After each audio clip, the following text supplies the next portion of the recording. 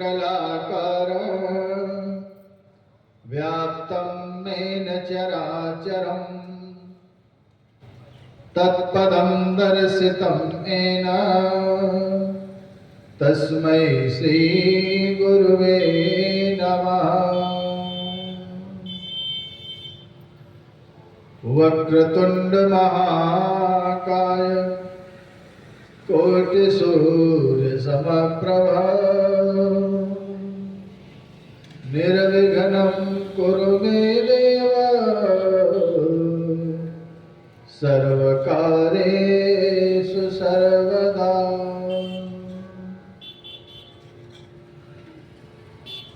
भवानी शंकरौ वन्दे श्रद्धा विश्वास रूपिणो याभ्यां विना न पश्यन्ति सिद्धाः स्वान्तास्तमीश्वरम्।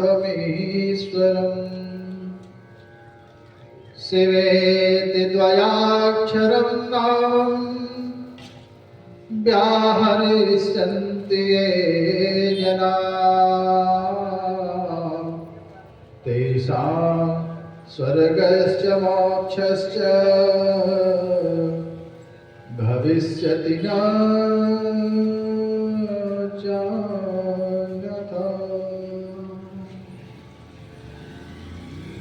नमस्ते नीलकंठाय वेदसे परमात्मने विश्वाय विश्वबीजाय जगदानंद हेतवे। नारायणं नमस्कृत्य नरं चैव नरोत्तमं देवीं सरस्वतीं व्यासं ततो जयमुदीरये।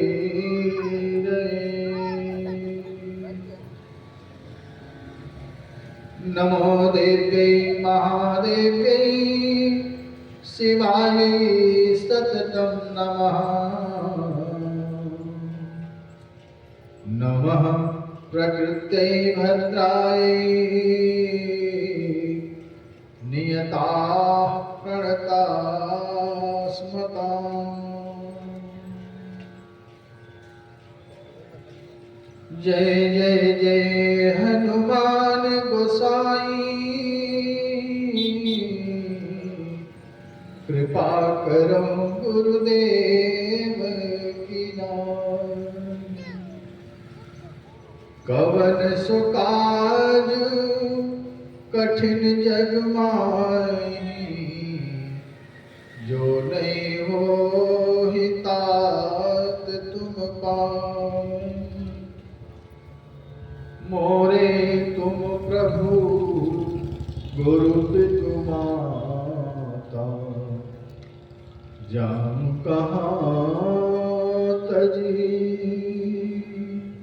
पद जन जाता। जय जय जय हनुमान गोसाई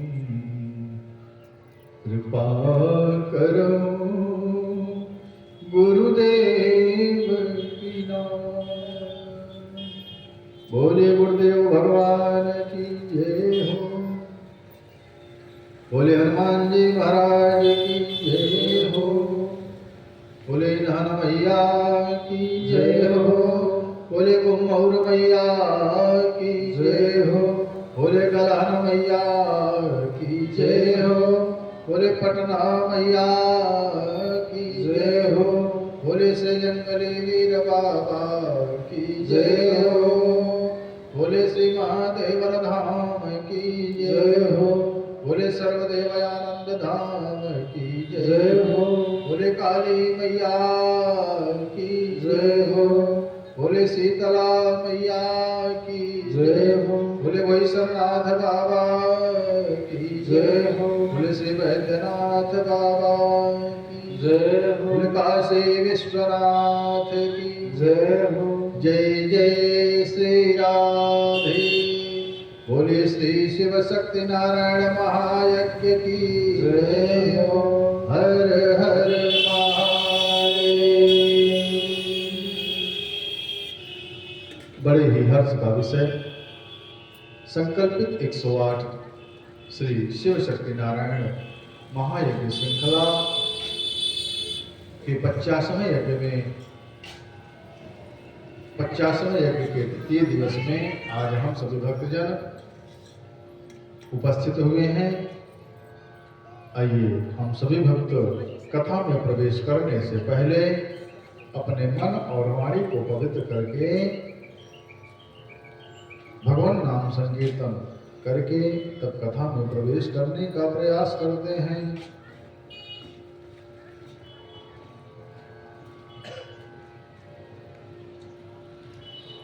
श्री राम जय जय राम। सीता राम जय सीता राम। श्री राम जय जय राम। सीता राम जय सीता राम। श्री राम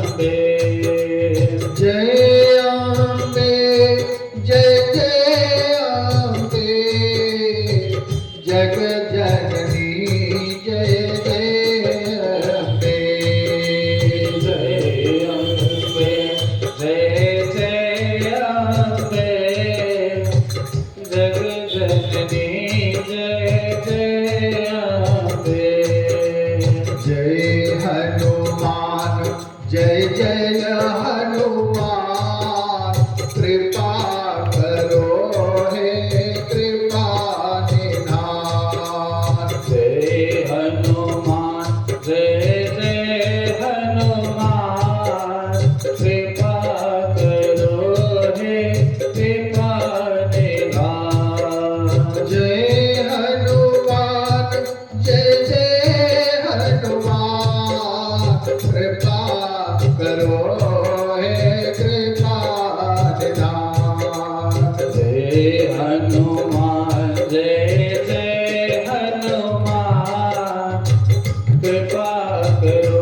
दीपिका निदान।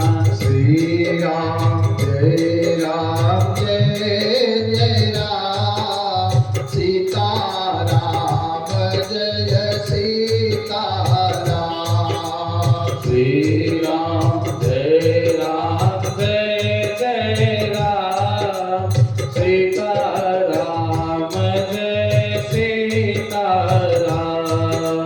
सीता राम जय सीता राम सीता राम जय सीता राम।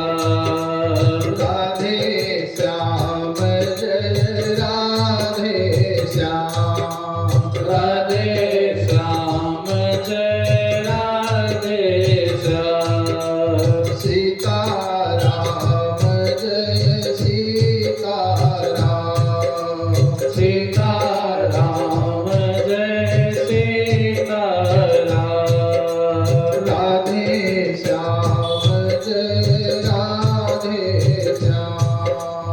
राधे श्याम जय राधे श्याम राधे श्याम जय राधे श्याम। राधे श्याम जय राधे श्याम राधे श्याम जय राधे श्याम। सीता राम जय सीता राम सीता राम जय सीता राम।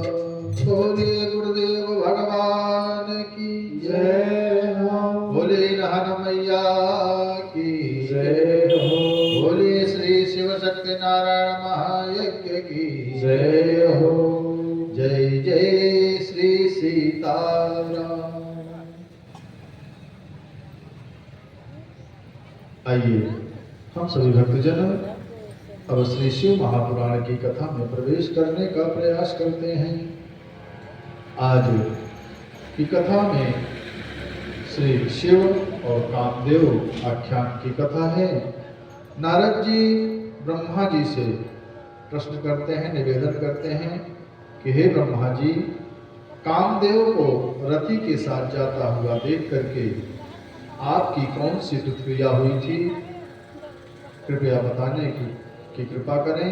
तो ब्रह्मा जी कहते हैं कि हे नारद, फिर मैंने अपने मरिच्यादि पुत्रों से कहा कि हे पुत्रों, मेरे मन की पीड़ा को सुनो कि स्त्री की अभिलाषा मात्र से ही शिव जी ने मुझे और तुमको धिक्कारा था।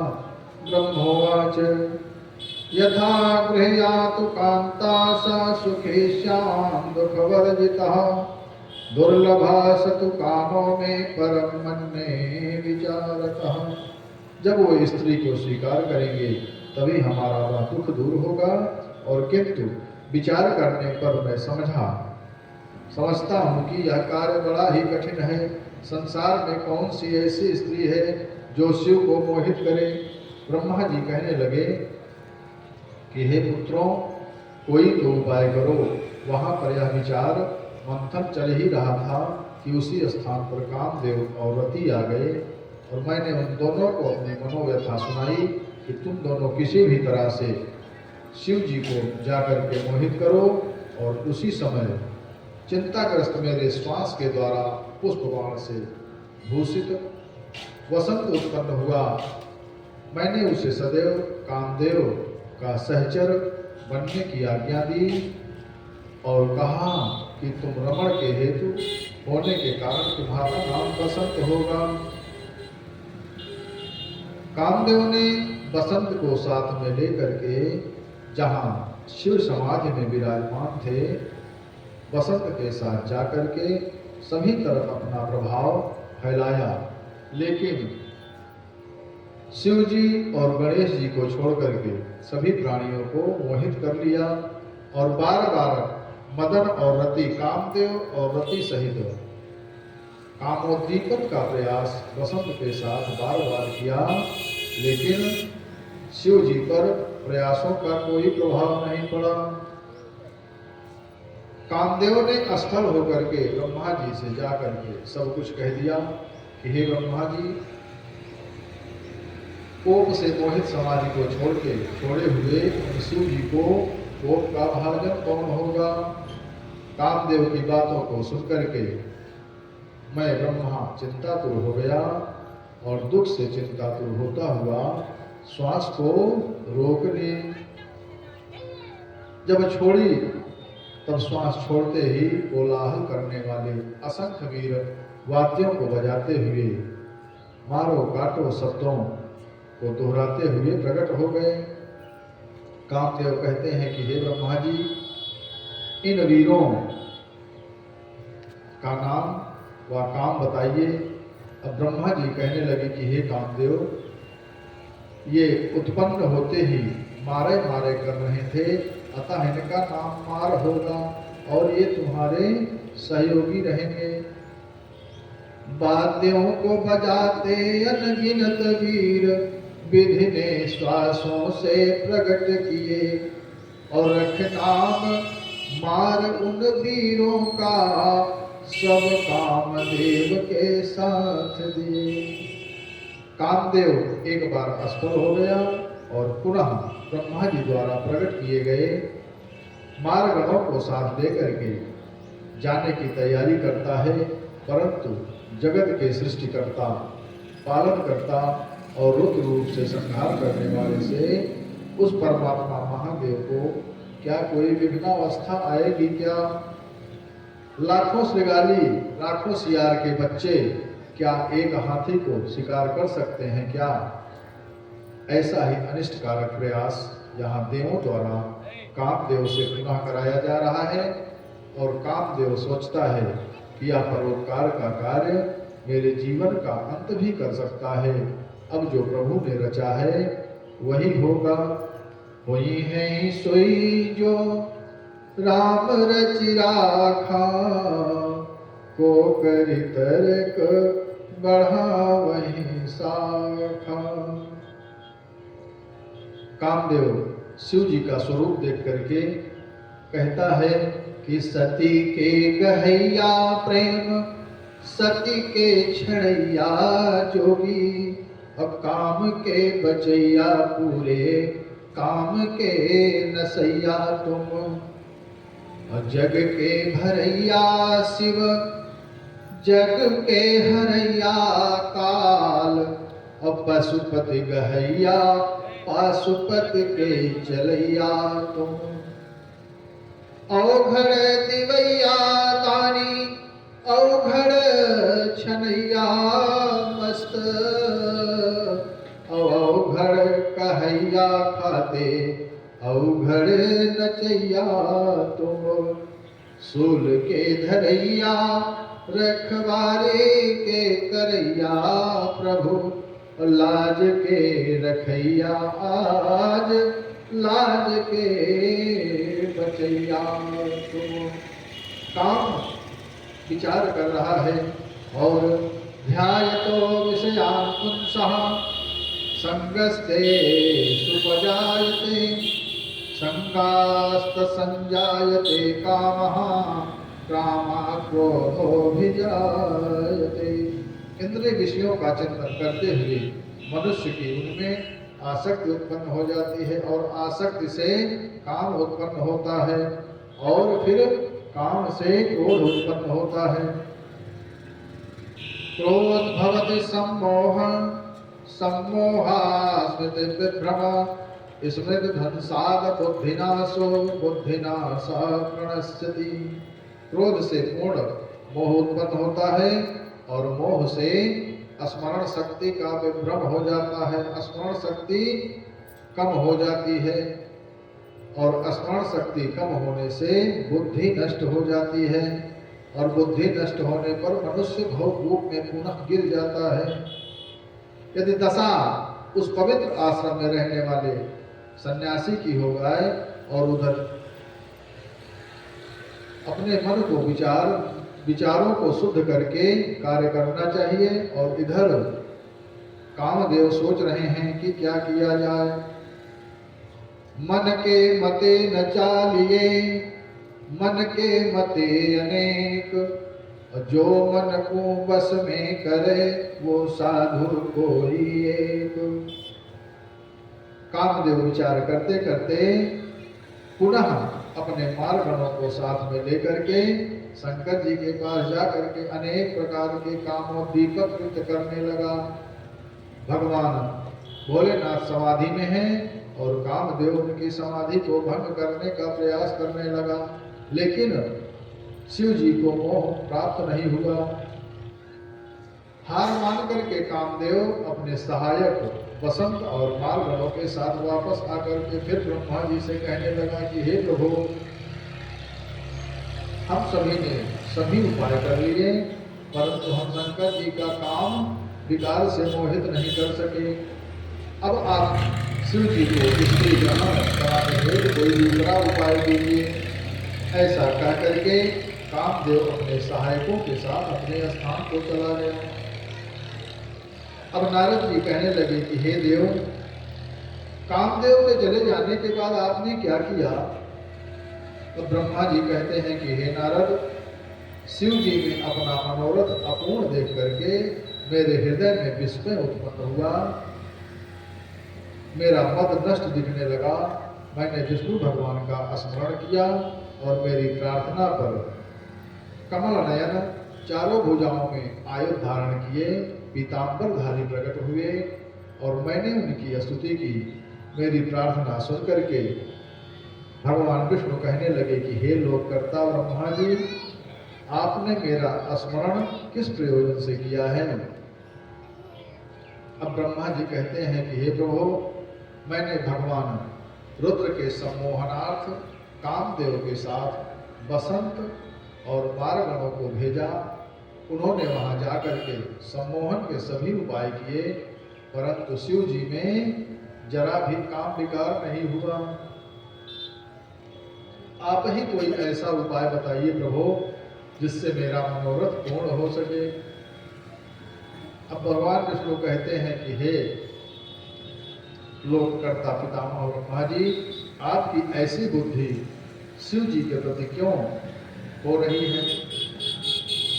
अब ब्रह्मा जी कहते हैं कि हे प्रभु, सृष्टि के आरंभ में मेरी वाणी से एक सुंदर कन्या उत्पन्न हुई थी। उसे देख करके मुझे और ऋषियों को उसके सुंदर रूप को देख करके काम भाव उत्पन्न हो गया था। उस समय भगवान शिव जी ने मेरी अधिक निंदा की थी। हे प्रभु, यदि शिव जी स्त्री ग्रहण कर लें तो मेरे मन का संताप मिट जाएगा। इसी कारण मैं यह कार्य करना चाहता हूँ। अब विष्णु भगवान कहते हैं कि आप लोकों के कर्ता और वेद वक्ता होकर के भी ऐसे मूर्खमति के शिकार हो गए हैं। आप शिव जी को सामान्य वक्ता समझ रहे हैं क्या?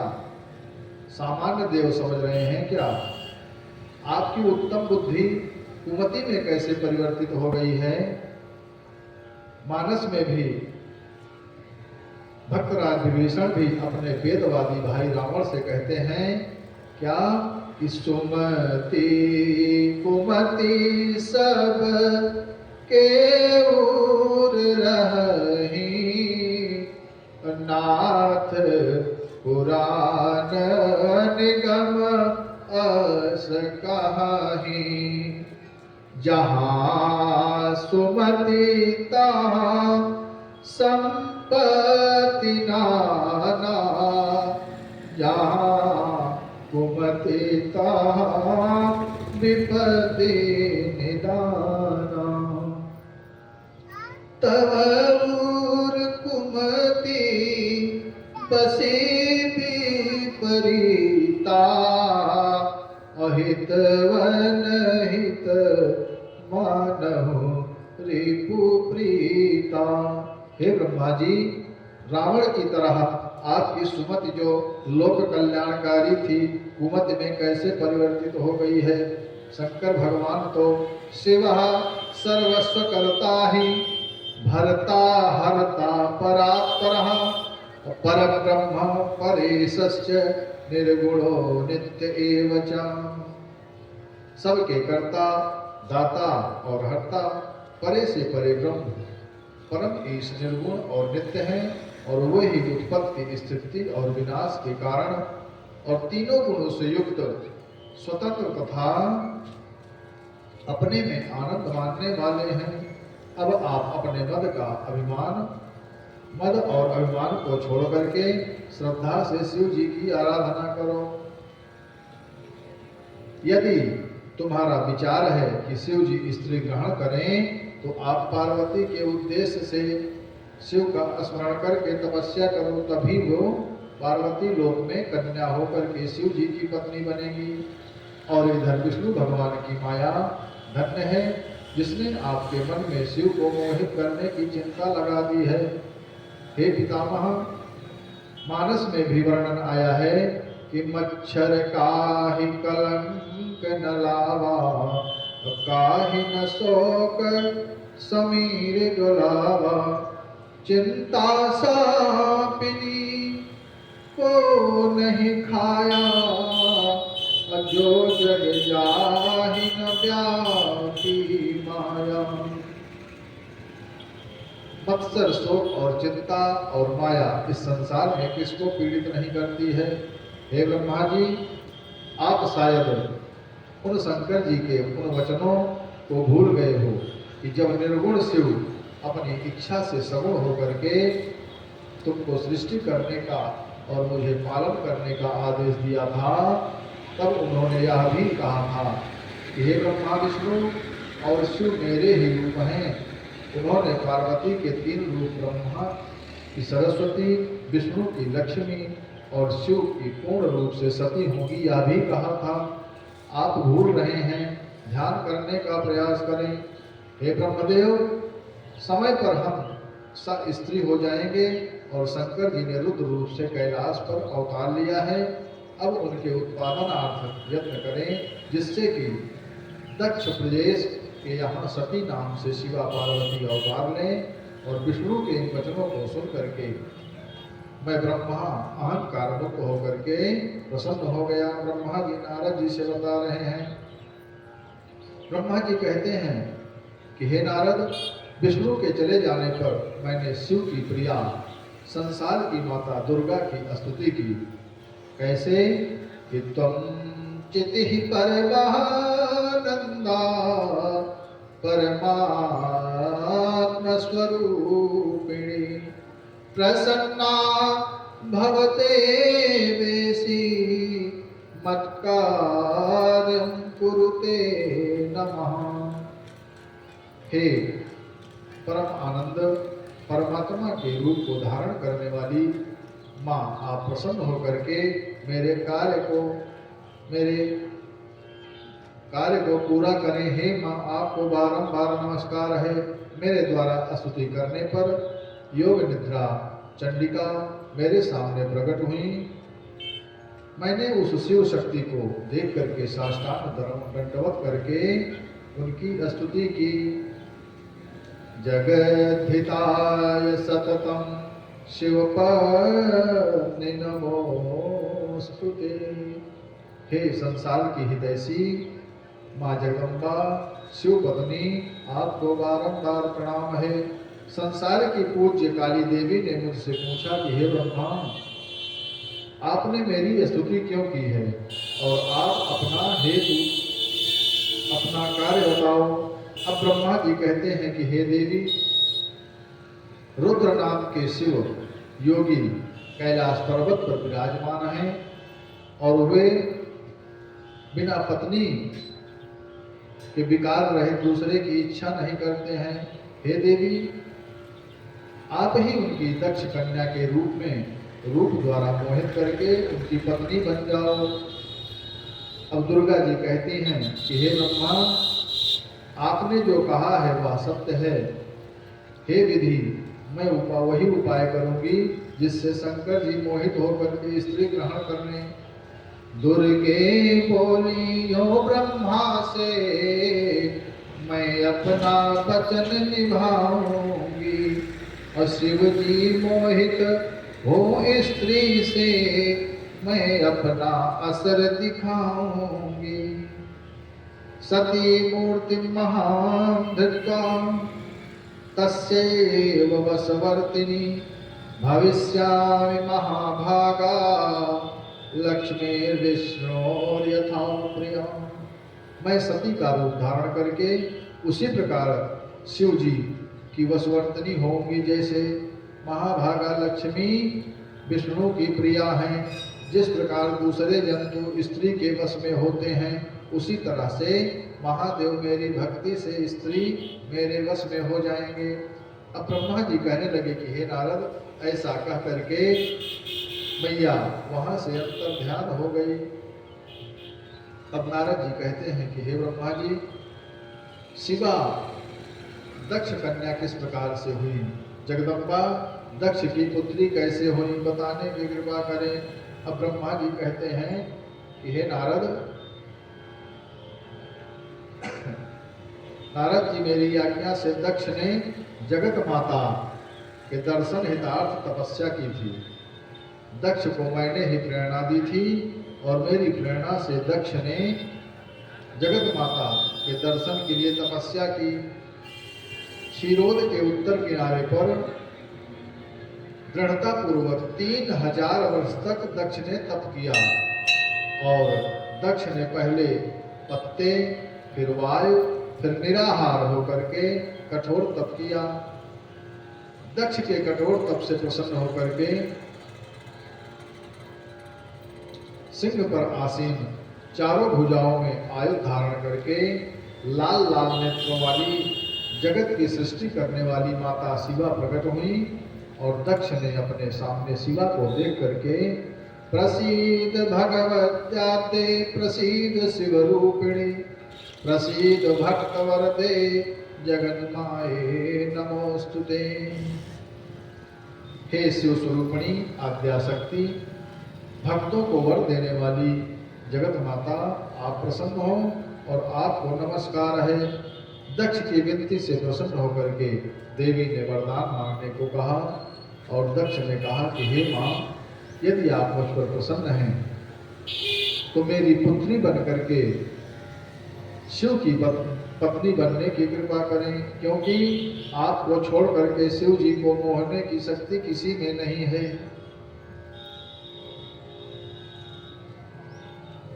दक्ष की प्रार्थना पर जगदम्बा ने कहने लगी, देव्य उवाच अहं तव सुता दक्ष त्वज्जायां महेश्वरी भविष्यामि न संदेहस्तव भक्ति वशवर्तिनी।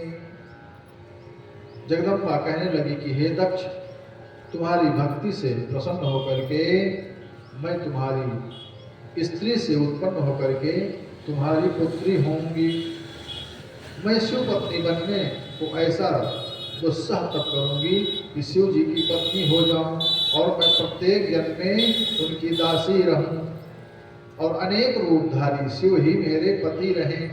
अब आप अपने घर को जाओ, मेरे प्रण को ध्यान में रखना कि मैं प्रत्येक सृष्टि में आपकी सुता होकर के शिव जी की ही पत्नी होंगी। यदि आपने मेरा कभी भी निरादर किया, तनिक भी निरादर किया, तो उसी स्थान पर मैं अपना शरीर त्याग दूंगी।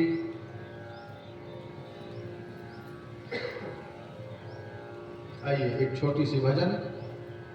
हंसा निकल जाई काया से, खाली पड़ी रही तस्वीर। हंसा निकल जाए काया से, खाली पड़ी रही तस्वीर। हंसा निकल जाए काया से, खाली पड़ी रही तस्वीर। जब यमदूत लेन को आए, नेक धरे नाय धीर। मार मार कर प्राण निकारे, झरे नयन सो नीर। हंसा निकल जाए काया से, खाली पड़ी रही तस्वीर। दक्ष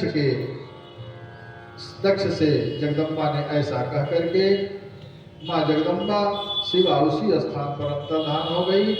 अब नारद जी कहते हैं ब्रह्मा जी से कि हे विधाता, दक्ष ने तपस्थल से अपने घर जाकर के क्या क्या किया।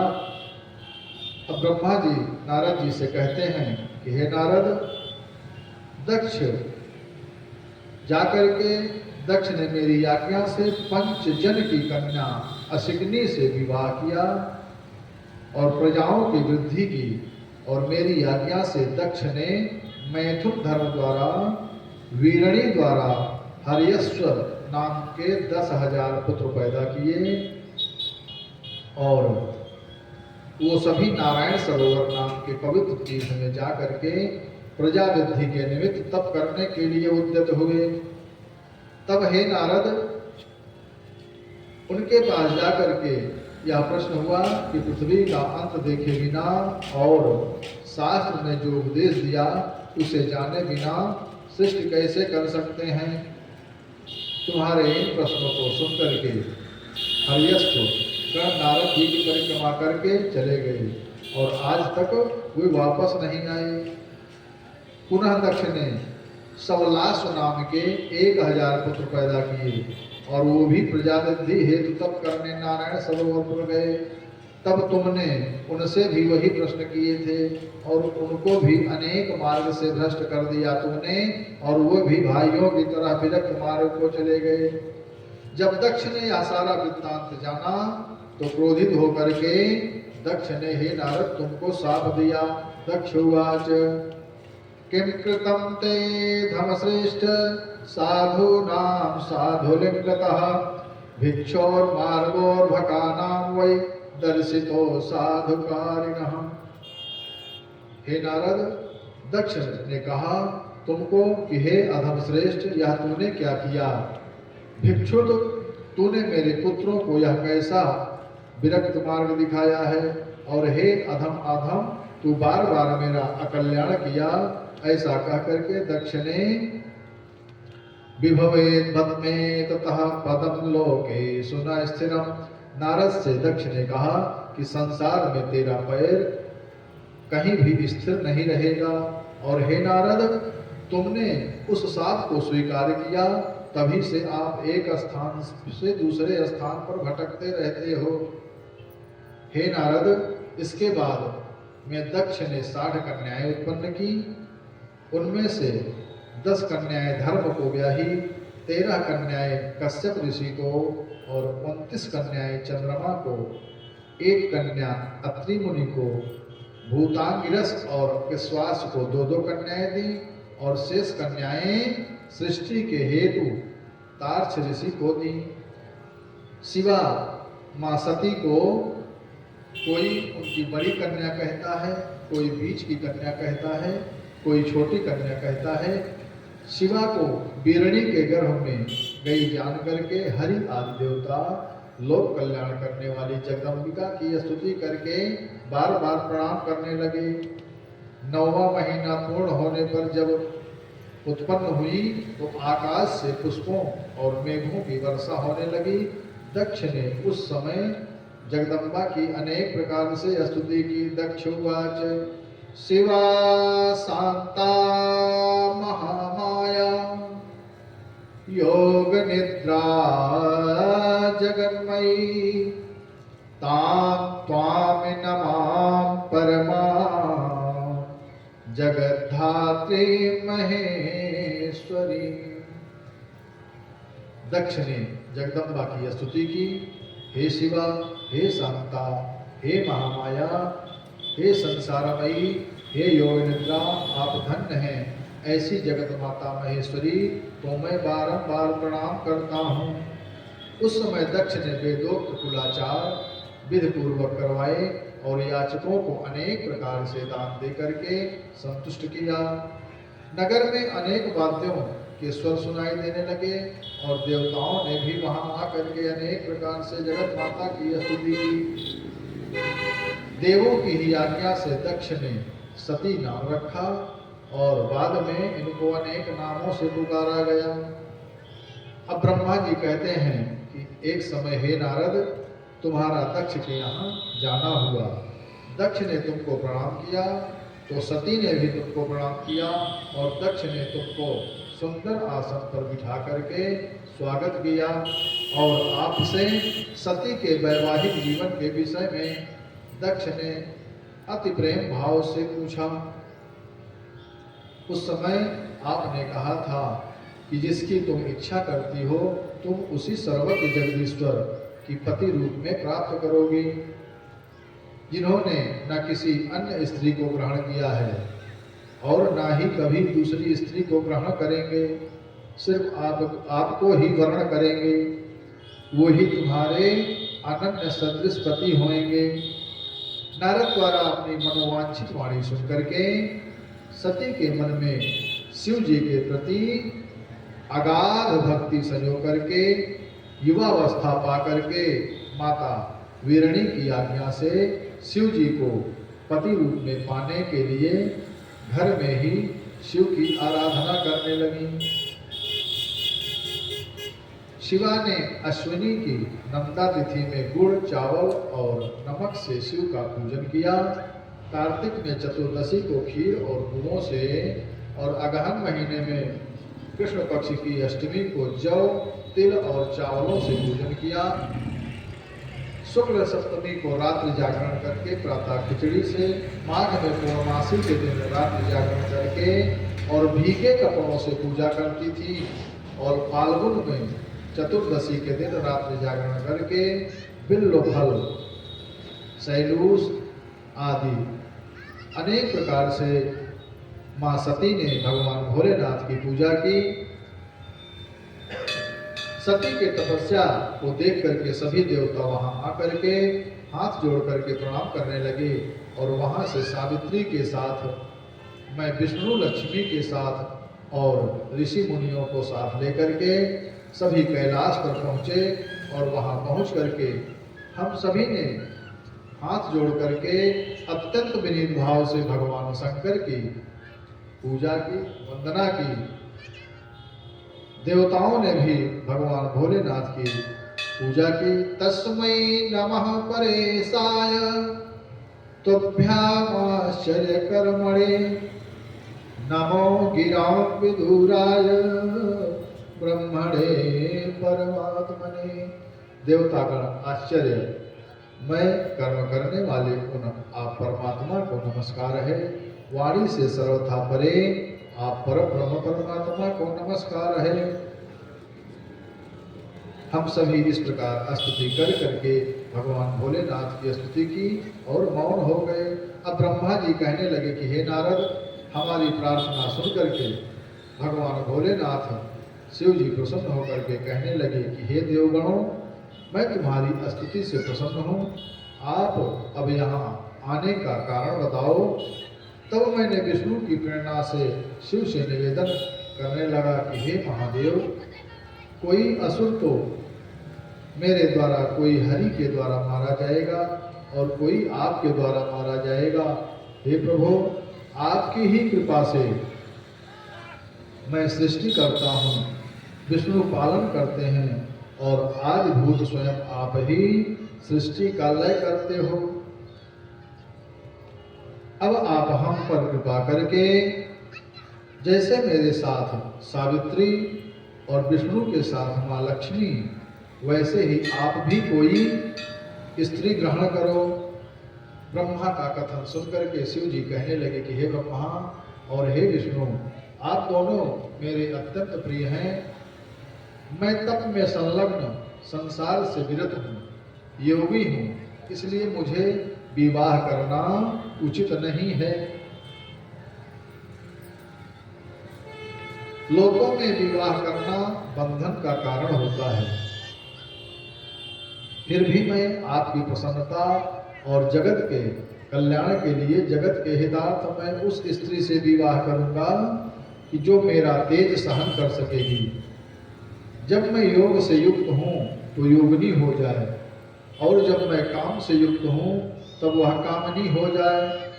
सदैव ब्रह्म रूपी शिव का चिंतन करने वाली हो और आप मेरा एक प्रण और सुन लो कि जब भी उसे मेरे वाक्य में विश्वास नहीं होगा, मेरी बातों पर विश्वास नहीं होगा, तो तभी मैं उसे त्याग दूंगा।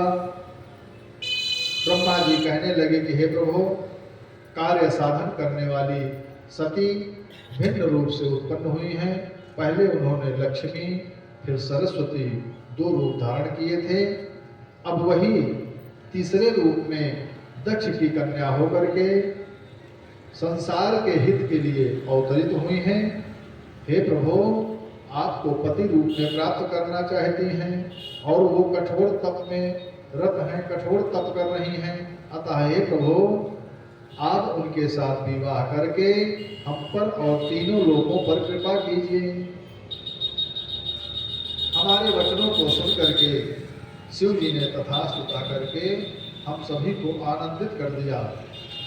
सती ने अश्विन शुक्ल पक्ष अष्टमी को भक्ति से शिव पूजन करके नंदा व्रत को पूर्ण करके नवमी को शिव के ध्यान में मग्न बैठी हुई थी।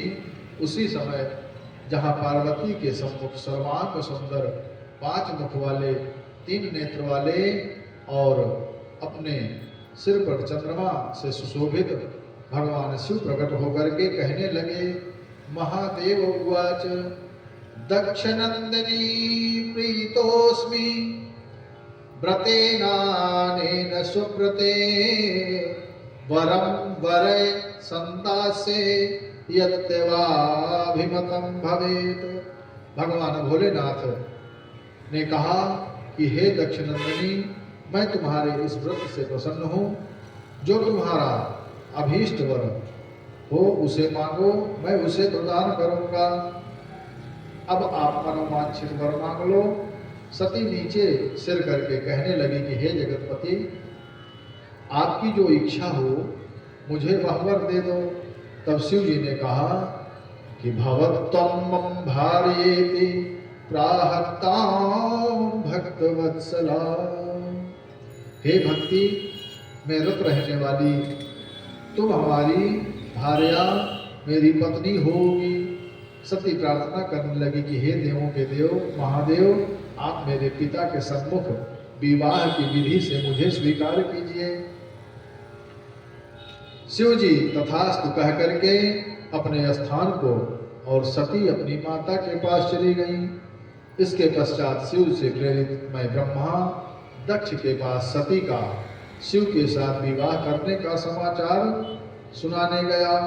सती ने मेरे वहां पहुंचने से पहले ही शिव द्वारा दिया गया वरदान अपनी मां को बता दिया था और दक्ष ने इस समाचार से अत्यंत प्रसन्न होकर के अनेक प्रकार के दान मान से अंधे लाचारों को सुखी किया था और मन में सोच रहे थे कि मैं अपनी कन्या को शिव जी को किस विधि से प्रदान करूं, कैसे भेजूं, किसे भेजूं, क्या करूं। इसी ऊहापोह में बैठे थे।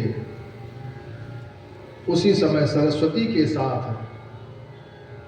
दक्ष के समीप ब्रह्मा जी उपस्थित हुए और दक्ष ने ब्रह्मा जी को आया जान करके प्रणाम किया और फिर आने का कारण पूछा। अब ब्रह्मा जी कहते हैं कि हे दक्ष, मैंने जो चाहा था वह अब सिद्ध है। तुम्हारी पुत्री सती की तपस्या से प्रसन्न होकर के उन्हें वरदान दे करके उन्हीं के चिंतन में शिव हिमालय पर मग्न है। मैं और नारद उनको लेकर के तुम्हारे स्थान में आएंगे और तुम अपनी कन्या को सजा करके अलंकृत करके सुंदर आभूषणों से अलंकृत करके शिव जी को अर्पण कर दो। दक्ष ने कहा कि हे परमपिता, ऐसा ही होगा जैसा आपने कहा है। अब ब्रह्मा जी ने शिव जी से दक्ष द्वारा सती को शिव को देने का संकल्प कह दिया कि मेरी पुत्री की तपस्या से प्रसन्न शिव जी द्वारा वरदान और आपका आदेश सभी का सम्मान करके मैं सती को शिव को ही अर्पण करूंगा। हे ब्रह्मदेव, मेरी पुत्री शिव को पाकर सुख पाएगी। अहो करके देवों से पूजित जग की माता कहलाएगी। मेरी पुत्री जैसा व्रत तप कोई भी नहीं कर पाया है। मैं आज जगत में धन्य हुआ और हुआ मेरा मन भाया है। अतः हे शिव जी, आप अब शुभ लग्न और शुभ मुहूर्त में दक्ष के यहाँ पधारने का उपाय करिए। ब्रह्मा जी शिव जी से कहें। ब्रह्मा जी के वचनों को सुन करके शिव जी प्रसन्न होकर के कहने लगे कि हे ब्रह्मा, मैं तुम्हारे और नारद के साथ दक्ष के यहाँ जाऊंगा। आप मरीच्याज मानस पुत्रों का भी स्मरण करो। मैं उन सभी के साथ अपने गणों सहित दक्ष के घर जाऊंगा। मेरे स्मरण करने पर मरीच्याज ऋषि आ गए और रुद्र द्वारा स्मरण करने पर लक्ष्मी सहित विष्णु जी भी आ गए। चैत्र शुक्ल पक्ष त्रयोदशी के दिन सोमवार और पूर्वा फाल्गुनी नक्षत्र में शिव जी ने परिकरों सहित सानंद यात्रा की। सभी देवगण हर्षोल्लास से जा रहे हैं। अति वेगवान बलिवर्द पर सवार होकर के बागंबर, जटा, सर्प और चंद्रमा की कलायुक्त देवों से घिरे महादेव जी दक्ष के घर पहुँचे और दक्ष ने देवों, ऋषियों, मुनियों सहित शिव जी का अर्घ्य पाद से पूजन किया। आसनों पर श्रद्धा से बिठाया। दक्ष ने स्वागत से सभी को अति प्रसन्न किया। हे नारद, शिव सती विवाह में सभी क्रियाकलाप मेरे द्वारा ही संपन्न हुए। दक्ष और उसकी स्त्री द्वारा पूजित वृषभध्वज ने हर्षित होकर के सती का पाणी ग्रहण किया।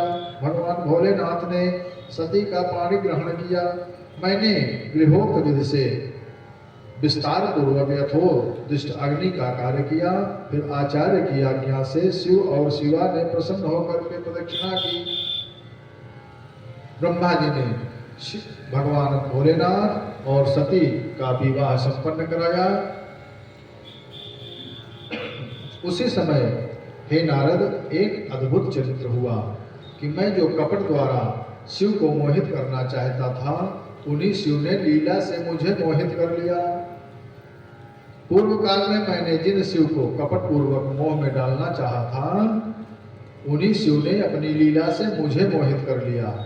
अतः प्राणी को, किसी जीव को भी उसे कष्ट देकर उसका दिल नहीं दुखाना चाहिए। लेकिन दुष्ट स्वभाव वाले प्राणी दूसरे को दुख में देख करके ही प्रसन्न होते हैं।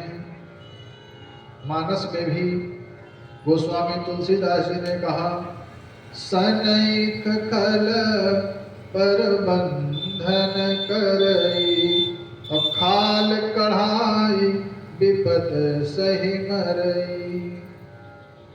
अतः मनुष्यों को दुष्टों से या अपकारी व्यक्तियों से दूर रहना चाहिए। हे नारद, शिव की मायावश मेरी मति भी भ्रष्ट हो गई। अग्नि की परिक्रमा करते समय हवा से वस्त्र उड़ने से जो सती का पद दिखाई दिया, उसको देख करके मैं काम से मोहित हो गया और सती के अंगों का अवलोकन करने लगा। फिर सती के मुख की शोभा देखने के लिए मैंने अग्नि में गीली समिधा डाल दी और गीली हवन सामग्री की आहूत छोड़ी। उससे चारों तरफ धुआं ही धुआं हो गया और शिव जी ने धुएं से व्याकुल होकर के दोनों नेत्रों को अपने हाथों से बंद कर लिया। उसी समय मैंने सती का वस्त्र हटा करके सती का मुख देखा। बार बार मुख देखने से मेरा मन विचलित हुआ।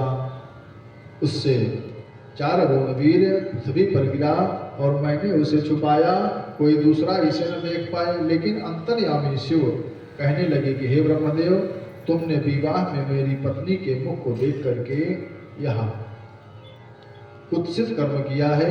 यह कह करके त्रिशूल लेकर के मुझे मारने के लिए उद्यत हुए। ऐसा दृश्य देख करके मरीच्यादि ऋषियों ने हाहाकार किया और क्रोधित शिव की स्तुति करने लगे। भगवान विष्णु भी स्तुति करने लगे और भगवान विष्णु कहने लगे कि हे प्रभु, हम तीनों आपकी ही आत्मा हैं और एक ही रूप हैं। ब्रह्मा आपकी आत्मा है और मैं भी आपसे भिन्न नहीं हूँ। विष्णु के वचनों से शिव जी शांत हुए और फिर मैंने भी उत्तम श्लोकों से शिव की विनती की। शिव जी कहने लगे कि मैं तुमसे रुष्ट नहीं हूं। अब तुम अपने हाथ को अपने मस्तक पर रखो।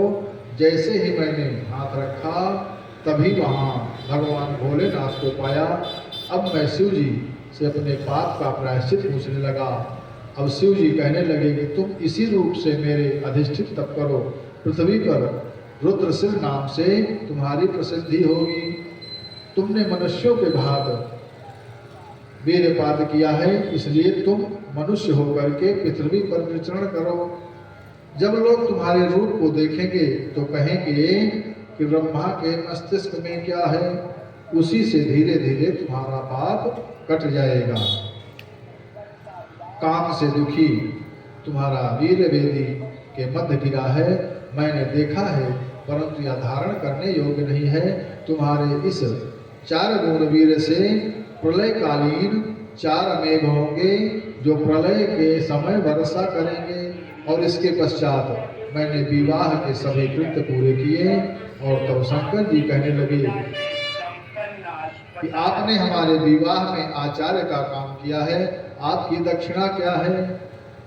ब्रह्मा जी ने कहा कि हे प्रभु, आप प्रसन्न हैं तो मनुष्यों के पापों की शुद्धि हेतु इसी रूप में सदैव स्थित रहिए। मैं भी यहीं पर स्थिर रह करके अपने पाप के विनाश सहित तप करूंगा। और चैत्र शुक्ल पक्ष त्रयोदशी में पूर्वा फाल्गुनी नक्षत्र में रविवार में जो मनुष्य श्रद्धा से आपको देखेंगे वे सभी पापों से मुक्त हो जाएंगे। उनके रोग ताप और कष्ट मिटेंगे और पुण्य की वृद्धि होगी। शंकर भगवान कहने लगे कि हे ब्रह्मा जी, मैं लोकहितार्थ अपनी पत्नी सहित सती के साथ वेदी में ही वास करूंगा। इसके पश्चात दक्ष ने शिव का पूजन किया और उपस्थित देवता और ऋषियों ने भगवान भोलेनाथ की विनती और सभी जय जयकार करने लगे। इस कथानक से दृष्टव्य होता है कि जब ब्रह्मा जैसे का मन चलायमान हो गया तो कलियुगी प्राणियों के विषय में क्या कहा जाए। मन को वश में करना बड़ा दुष्कर ही है। मन बहुत विचलित होता है, मन को वश में करना बहुत कठिन कार्य है। जिसने मन को जीत लिया उसने तो मानो परमात्मा को ही पा लिया है, क्योंकि उसने शांति प्राप्त ली है, शांति प्राप्त कर ली है। और जब शांति मन को मिलती है तो समझो परमात्मा मिल गए। ऐसे मनुष्यों को सुख दुख, शीत ताप, ठंडी गर्मी, जाड़ा बरसात से कोई मतलब नहीं होता है। शिव जी ने ऐसा कह करके ब्रह्मा जी को आश्वस्त किया और शिवा और शिव बैल पर सवार होकर के कैलाश हिमालय को प्रस्थान किए। दक्ष भी आधे मार्ग तक शिव और सती को विदा करने गए। शंकर जी ने विष्णु आदि को भी विदा कर दिया, फिर भी वो उनके साथ कैलाश तक गए हैं। कैलाश पहुंच करके शंकर जी ने सभी देवों, ऋषियों, मुनियों को विदा किया और स्वयं दक्ष कन्या सती के साथ स्थिर होकर के विहार करने लगे। महादेव का पूजन करके जो मनुष्य विवाह के समय इस कथानक का श्रवण करता है या यज्ञ से पहले इस कथा को सुनता है, उसके वैवाहिक व यज्ञ आदि सभी कार्य निर्विघ्न पूर्ण हो जाते हैं। हिमालय के ऊपर वसंत ऋतु लता पता से मनोहारी वृक्षों, झरनों, तालाबों, नदियों व पुष्पों की मनोहारी सुगंधी पूर्ण वातावरण में शिवा और शिव को रमण करते करते देवताओं के 25 वर्ष बीत गए। एक दिन दाक्षायणी सती जी ने शिव जी से कहा कि हे प्रभु, पक्षी भी अपना घोंसला बना करके रहते हैं, फिर बिना घर के आप कैसे शांति पाओगे। सती की प्रार्थना पर शिव जी ने कुबेर की पुरी से भी ऊपरी भाग में सभी पर्वतों, देवों और यक्षों से बंदित कैलाश पर निवास अपना बनाया, जो सिद्धों की स्त्रियों से सेवित, कमल वनों से शोभायमान और मनोहर शिखर पर जो अनेक प्रकार के पक्षियों के कलरव से गुंजायमान था। अप्सराएं वहां नृत्य करती थीं। शैलराज हिमालय के सुंदर शिखर पर सती के साथ भगवान भोलेनाथ रमण करने लगे और उस सुंदर रमणीय शिखर पर बने निवास स्थान में शिव जी सती के साथ देवताओं के 10,000 वर्ष तक विहार करते रहे। अब आगे की कथा में शिव द्वारा मोक्ष शास्त्र की कथा आती है। सत्युवाच ज्ञातुमिच्छामि देवेश परम तत्त्वं सुखावहम् येन संसार दुःखाद्य तरे जीवो जसाहरा। सती कहती है कि हे प्रभु, अब मैं आपसे परम तत्व के विषय में जानने की इच्छा करती हूँ, जिससे जीव संसार सागर से पार हो जाता है। कृपया आप इस तत्व को बताने की कृपा करें।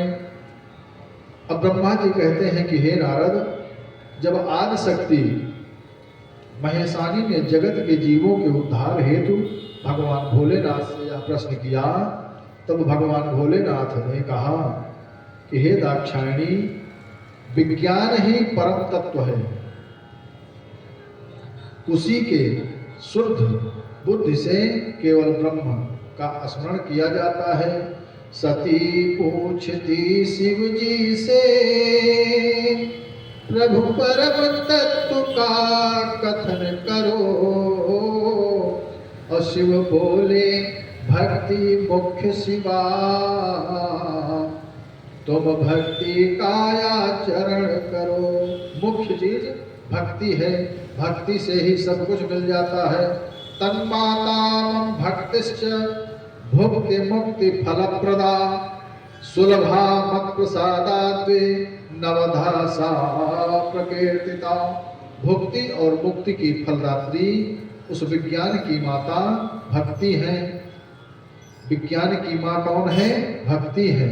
और भक्ति मेरी ही कृपा से सुलभ है और मैं सदैव भक्ति के ही अधीन हूँ। भगते हीन गुण सब सुख ऐसे, लवण बिना बहु व्यंजन जैसे। व्यक्ति के अंदर, जीव के अंदर बहुत गुण भरा हो, लेकिन अगर भक्ति नहीं है तो कुछ भी नहीं है। जैसे भोजन, 56 प्रकार का भोजन बना हो, लेकिन भोजन में अगर नमक नहीं मिला है तो भोजन का स्वाद कुछ भी नहीं है। इसलिए हमारे जीवन में भक्ति का बहुत विशेष स्थान है। भगतहीन बिरंच किन होई, और जब सब जीव सम प्रिय मोहि सोई। भगतिवंत अति नीचौ प्राणी, मोहि प्राण प्रिय असीम बानी। शंकर जी कहने लगे कि हे देवी, भक्ति के प्रभाव से या भक्ति से ओतप्रोत व्यक्ति, चाहे वह नीचा नाम, जातिहीना नाम, या देवी न संशय, चाहे वह जाति से हीन हो, नीच हो, वह सभी मुझे परम प्रिय हैं। जिस भक्त के अंदर भक्ति है वो नीच जात का भी हो तब भी वह भक्त मुझे परम प्रिय है। भक्ति 9 प्रकार की होती है, जिनका मानस में भी वर्णन आया है और श्रीमद् भागवत और शिव पुराण में भी उल्लेख किया गया है। क्या 9 प्रकार की भक्ति कौन है? श्रवणम कीर्तनम चैव स्मरणम सेवनम तथा दास्यम तथा चनम देवी वंदनम मम सर्वदा। संख्य महात्मार्पणम चेति नवांगान विदुर्बुधाः, उपांगान शिवे तस्या बहून कथितानि वै। हे देवी, श्रवण 9 प्रकार की भक्ति कौन सी है? पहला श्रवण, दूसरा कीर्तन, भगवान नाम संकीर्तन, भगवान नाम श्रवण, भगवान का स्मरण, भगवान नाम सेवन, भगवान की दास्यता स्वीकार करना, भगवान का अर्चन करना, भगवान में सदैव रत रहना, उनकी सदैव वंदना करना। सख्य और आत्मसमर्पण, सबसे बड़ा चीज, सबसे विशेष चीज क्या है? भगवान के प्रति आत्मसमर्पण। विद्वानों ने भक्ति के ये 9 अंग माने हैं। हे शिवे, हे सती, इसके अतिरिक्त उस भक्ति के बहुत से उपांग भी कहे गए हैं। शिव जी कहने लगे कि कथा में स्थिर आसन से बैठ करके श्रवण करे, मेरे जन्म कर्मों के चरित्रों का गान करे, वही कीर्तन है। और मेरे नामों का चिंतन वही स्मरण है। और इंद्रियों को भगवत सेवा में लगाना ही दास्यता भाव है। और सेवक के सम्मान 16 प्रकार से मेरी सेवा अर्चन करे। और मन वचन कर्म में मंत्रोच्चारण, ध्यान और 8 अंगों से भूमि का स्मरण ही स्पर्श ही वंदन है। और मंगल अमंगल जो भी ईश्वर मेरे लिए करते हैं, ऐसा विश्वास शक्य है। और श्रद्धा से देहादि सभी अर्पण करना ही आत्मनिवेदन है। इस प्रकार हे देवी, सांगोपांग मेरी भक्ति ज्ञान वैराग्य के उत्पन्न करने वाली हैं। और कलयुग में ज्ञान वैराग्य का क्रम प्रभाव होने से वे जर्जरावस्था में हैं। और भक्ति सभी युगों में शांति प्रदान करती है। अगर व्यक्ति के जीवन में भक्ति है तो सदैव प्रसन्नता ही बनी रहेगी। कलयुग में अधिक फल देती है। और मैंने अपने भक्त को सताने वाले का भी दुश्मन होता हूँ। अगर मेरे भक्त का कोई दुश्मन है तो मैं भी उसका दुश्मन हूँ। मानस में भी मानसकार कहते हैं, सुन सुरेश रघुनाथ सुभाऊ, और निज अपराध रिसाई न काऊ। जो अपराध भगत कर करई, राम रोष पावक सो जरई। इसके पश्चात शिव जी ने वर्णाश्रम, राजधर्म, पुत्र और स्त्री धर्म, वैद्यक, ज्योतिष शास्त्र, सामुद्रिक शास्त्र तथा अन्य शास्त्रों के सार को भी सुनाए।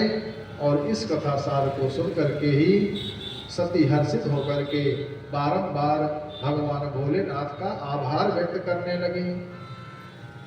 अब नारद जी ब्रह्मा जी से कहते हैं कि हे परमपिता, हे प्रजानाथ, आपने जो शिव और शिवा का चरित्र सुनाया, यह चरित्र सुन करके मेरा मन हर्षित हो गया।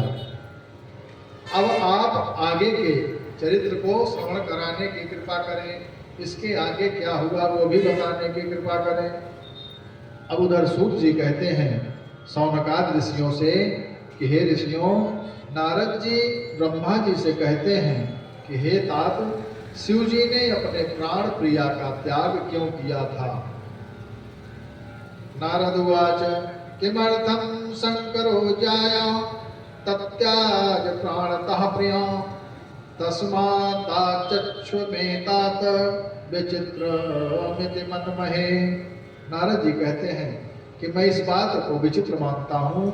आप मुझे इस चरित्र को समझाइए कि भोलेनाथ ने मैया सती का त्याग क्यों किया था। आप यह भी कहो कि शिव का अनादर कैसे हुआ तथा सती ने यज्ञ में जा करके किस प्रकार से अपने शरीर का त्याग किया और शिव जी ने आगे क्या किया।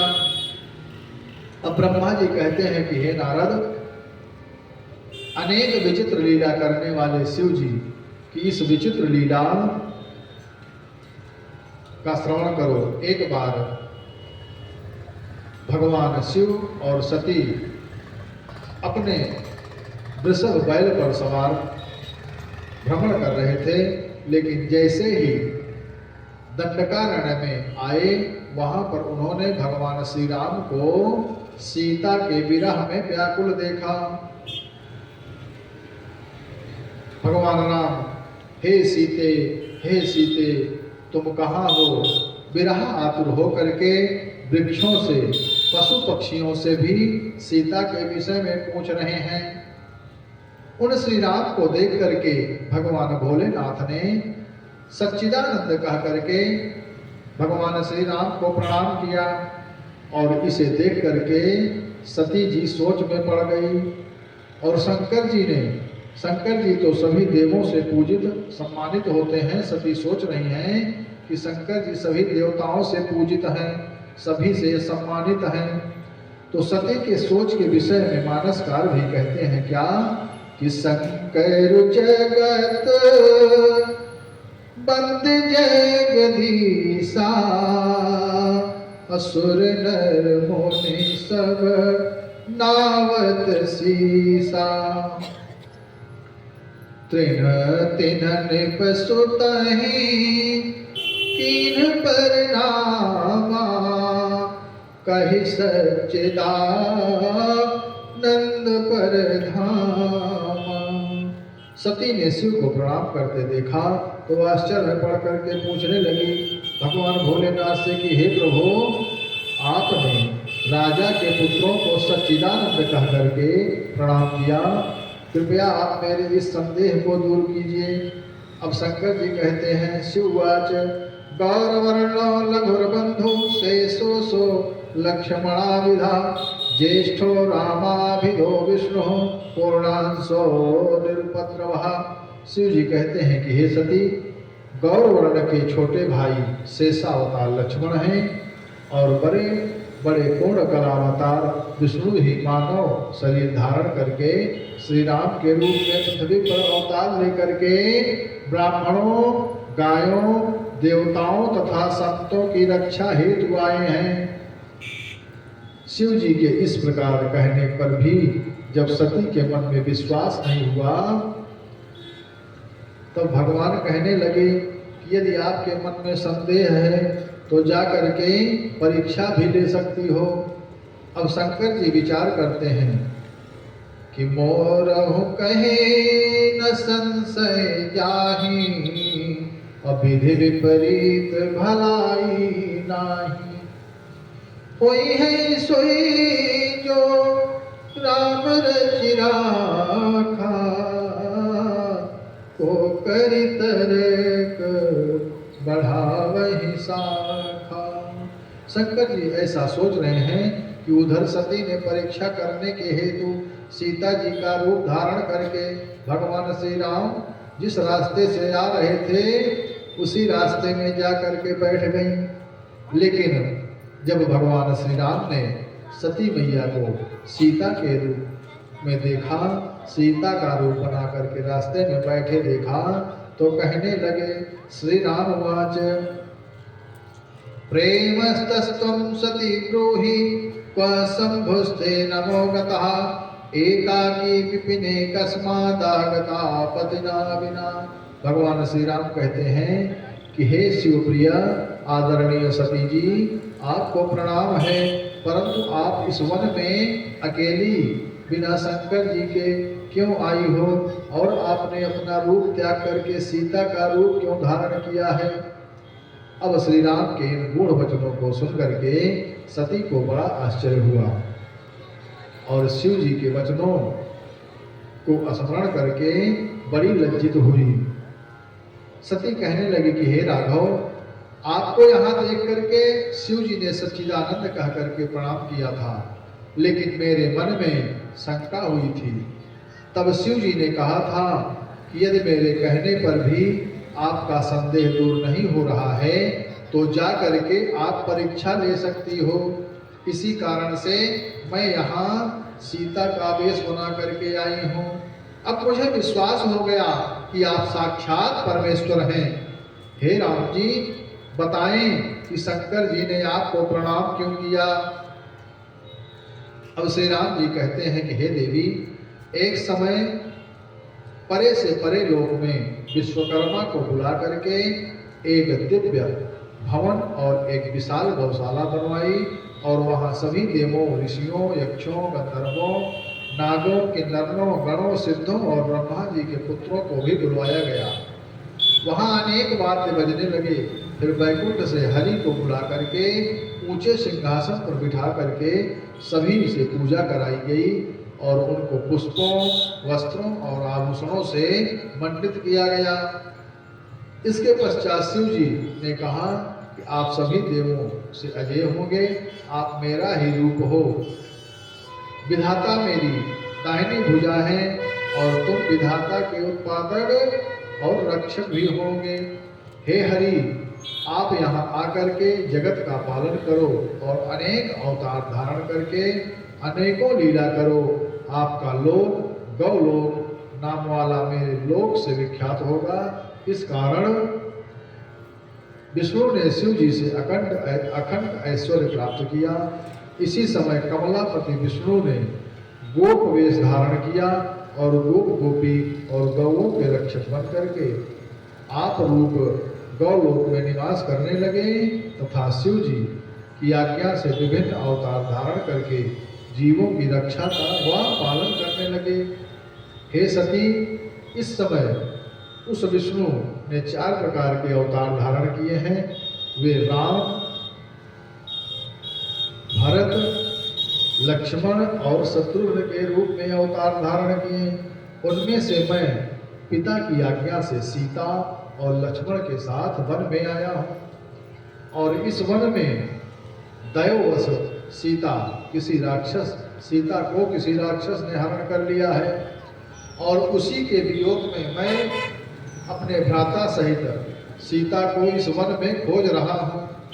अब मुझे आपका दर्शन हो गया, अब सब तरह से मेरा मंगल हो जाएगा, मेरे सभी कार्य पूर्ण हो जाएंगे।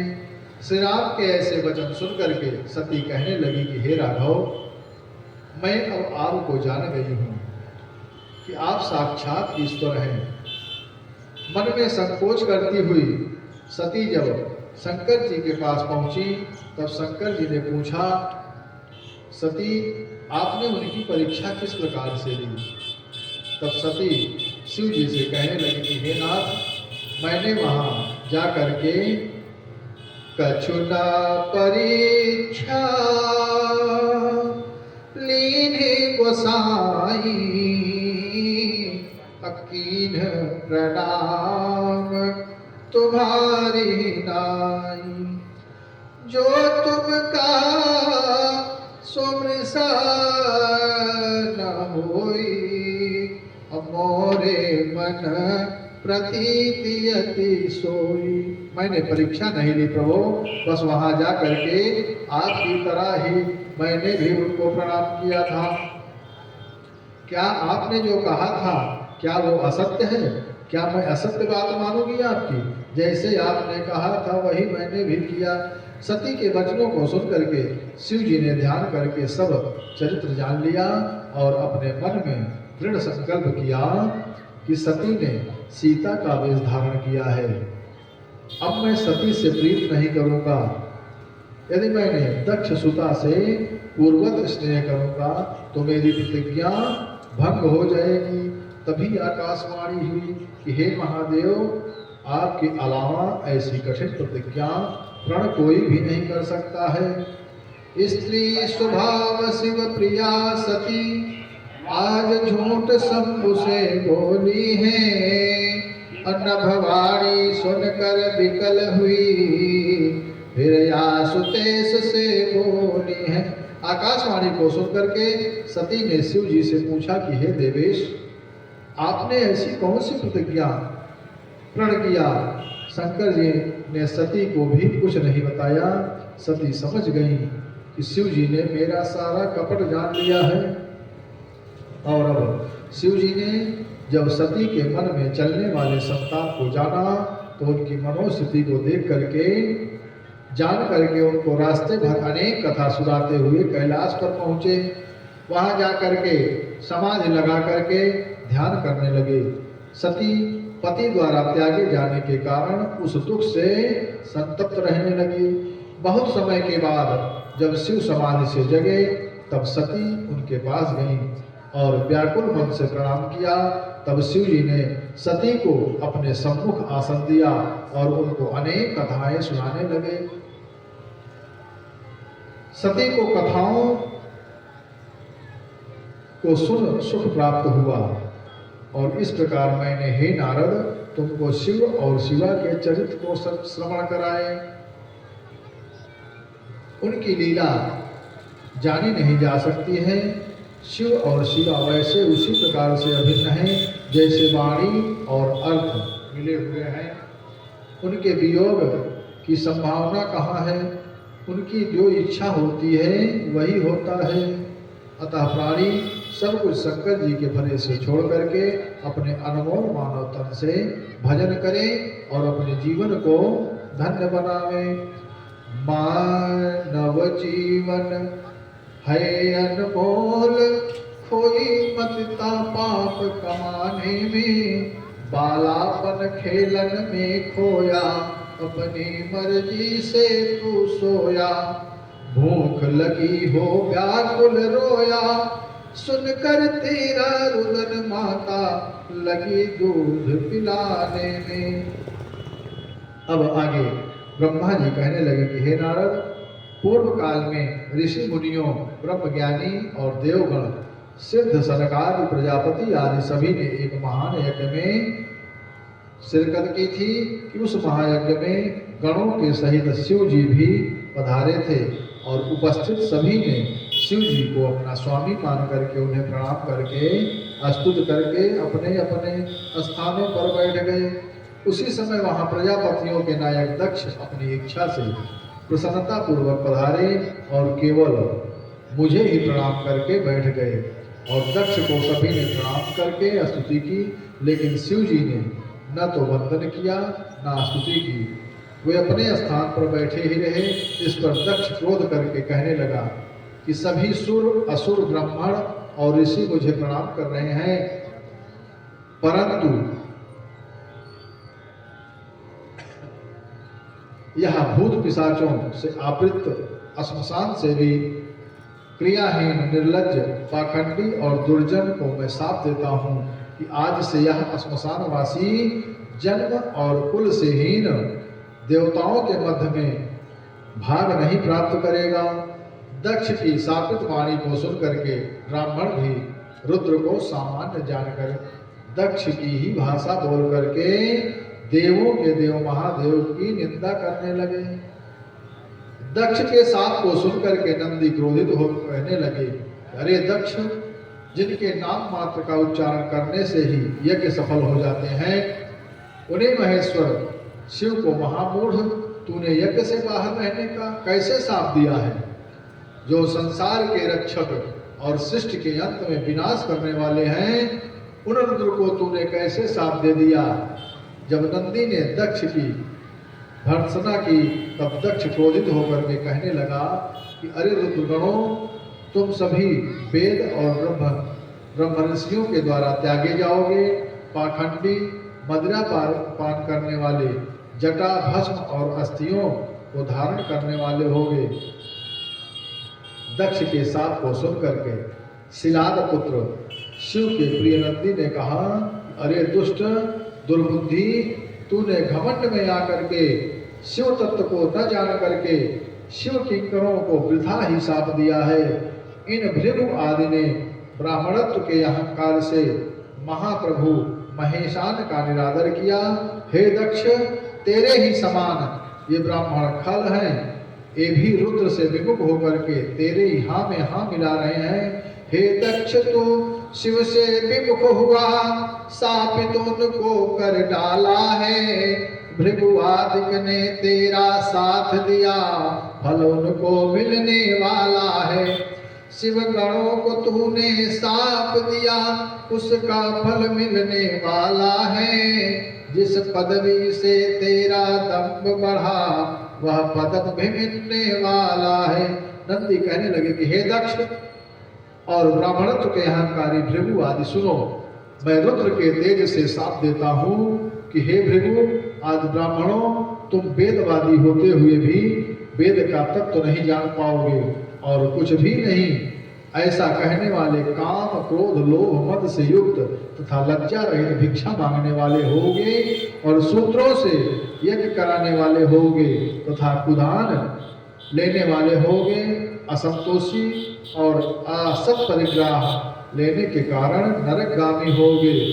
जो शिव से द्रोह करेगा वह तत्व से विमुख होगा, अपनी गति भूल जाने से प्रायः पशु रूप हो जाएगा तथा नींद से विमुख होने के कारण दक्ष का सिर मुख बकरे का हो जाएगा। ऐसे नंदी द्वारा दिए गए शाप को सुन करके संसार में हाहाकार मच गया। ब्रह्मा जी कहने लगे कि हे नारद, मैंने दक्ष और भृगु आदि की निंदा की कि तुमने वेद तत्व और शिव तत्व को जान करके भी सापासापी का घृणित कार्य किया है। शंकर जी नंदी से कहने लगे कि हे नंदी, तुमको क्रोध नहीं करना था। दक्ष द्वारा शाप दिए जाने के कारण तुमने ब्रह्मकुल को व्यर्थ ही शाप दिया है। तुम तत्व को जानते हो कि मैं शापित नहीं होता हूँ, और तुम तो सनक आदिकों को भी बोध देने वाले हो। अब शांत हो जाओ नंदी। इसके पश्चात शिवगणों के सहित कैलाश को चले गए और दक्ष वृद्धा को त्याग करके मद से ग्रसित बुद्धि से शिव तथा उनके पूजक भक्तों की निंदा करने में तत्पर रहने लगा।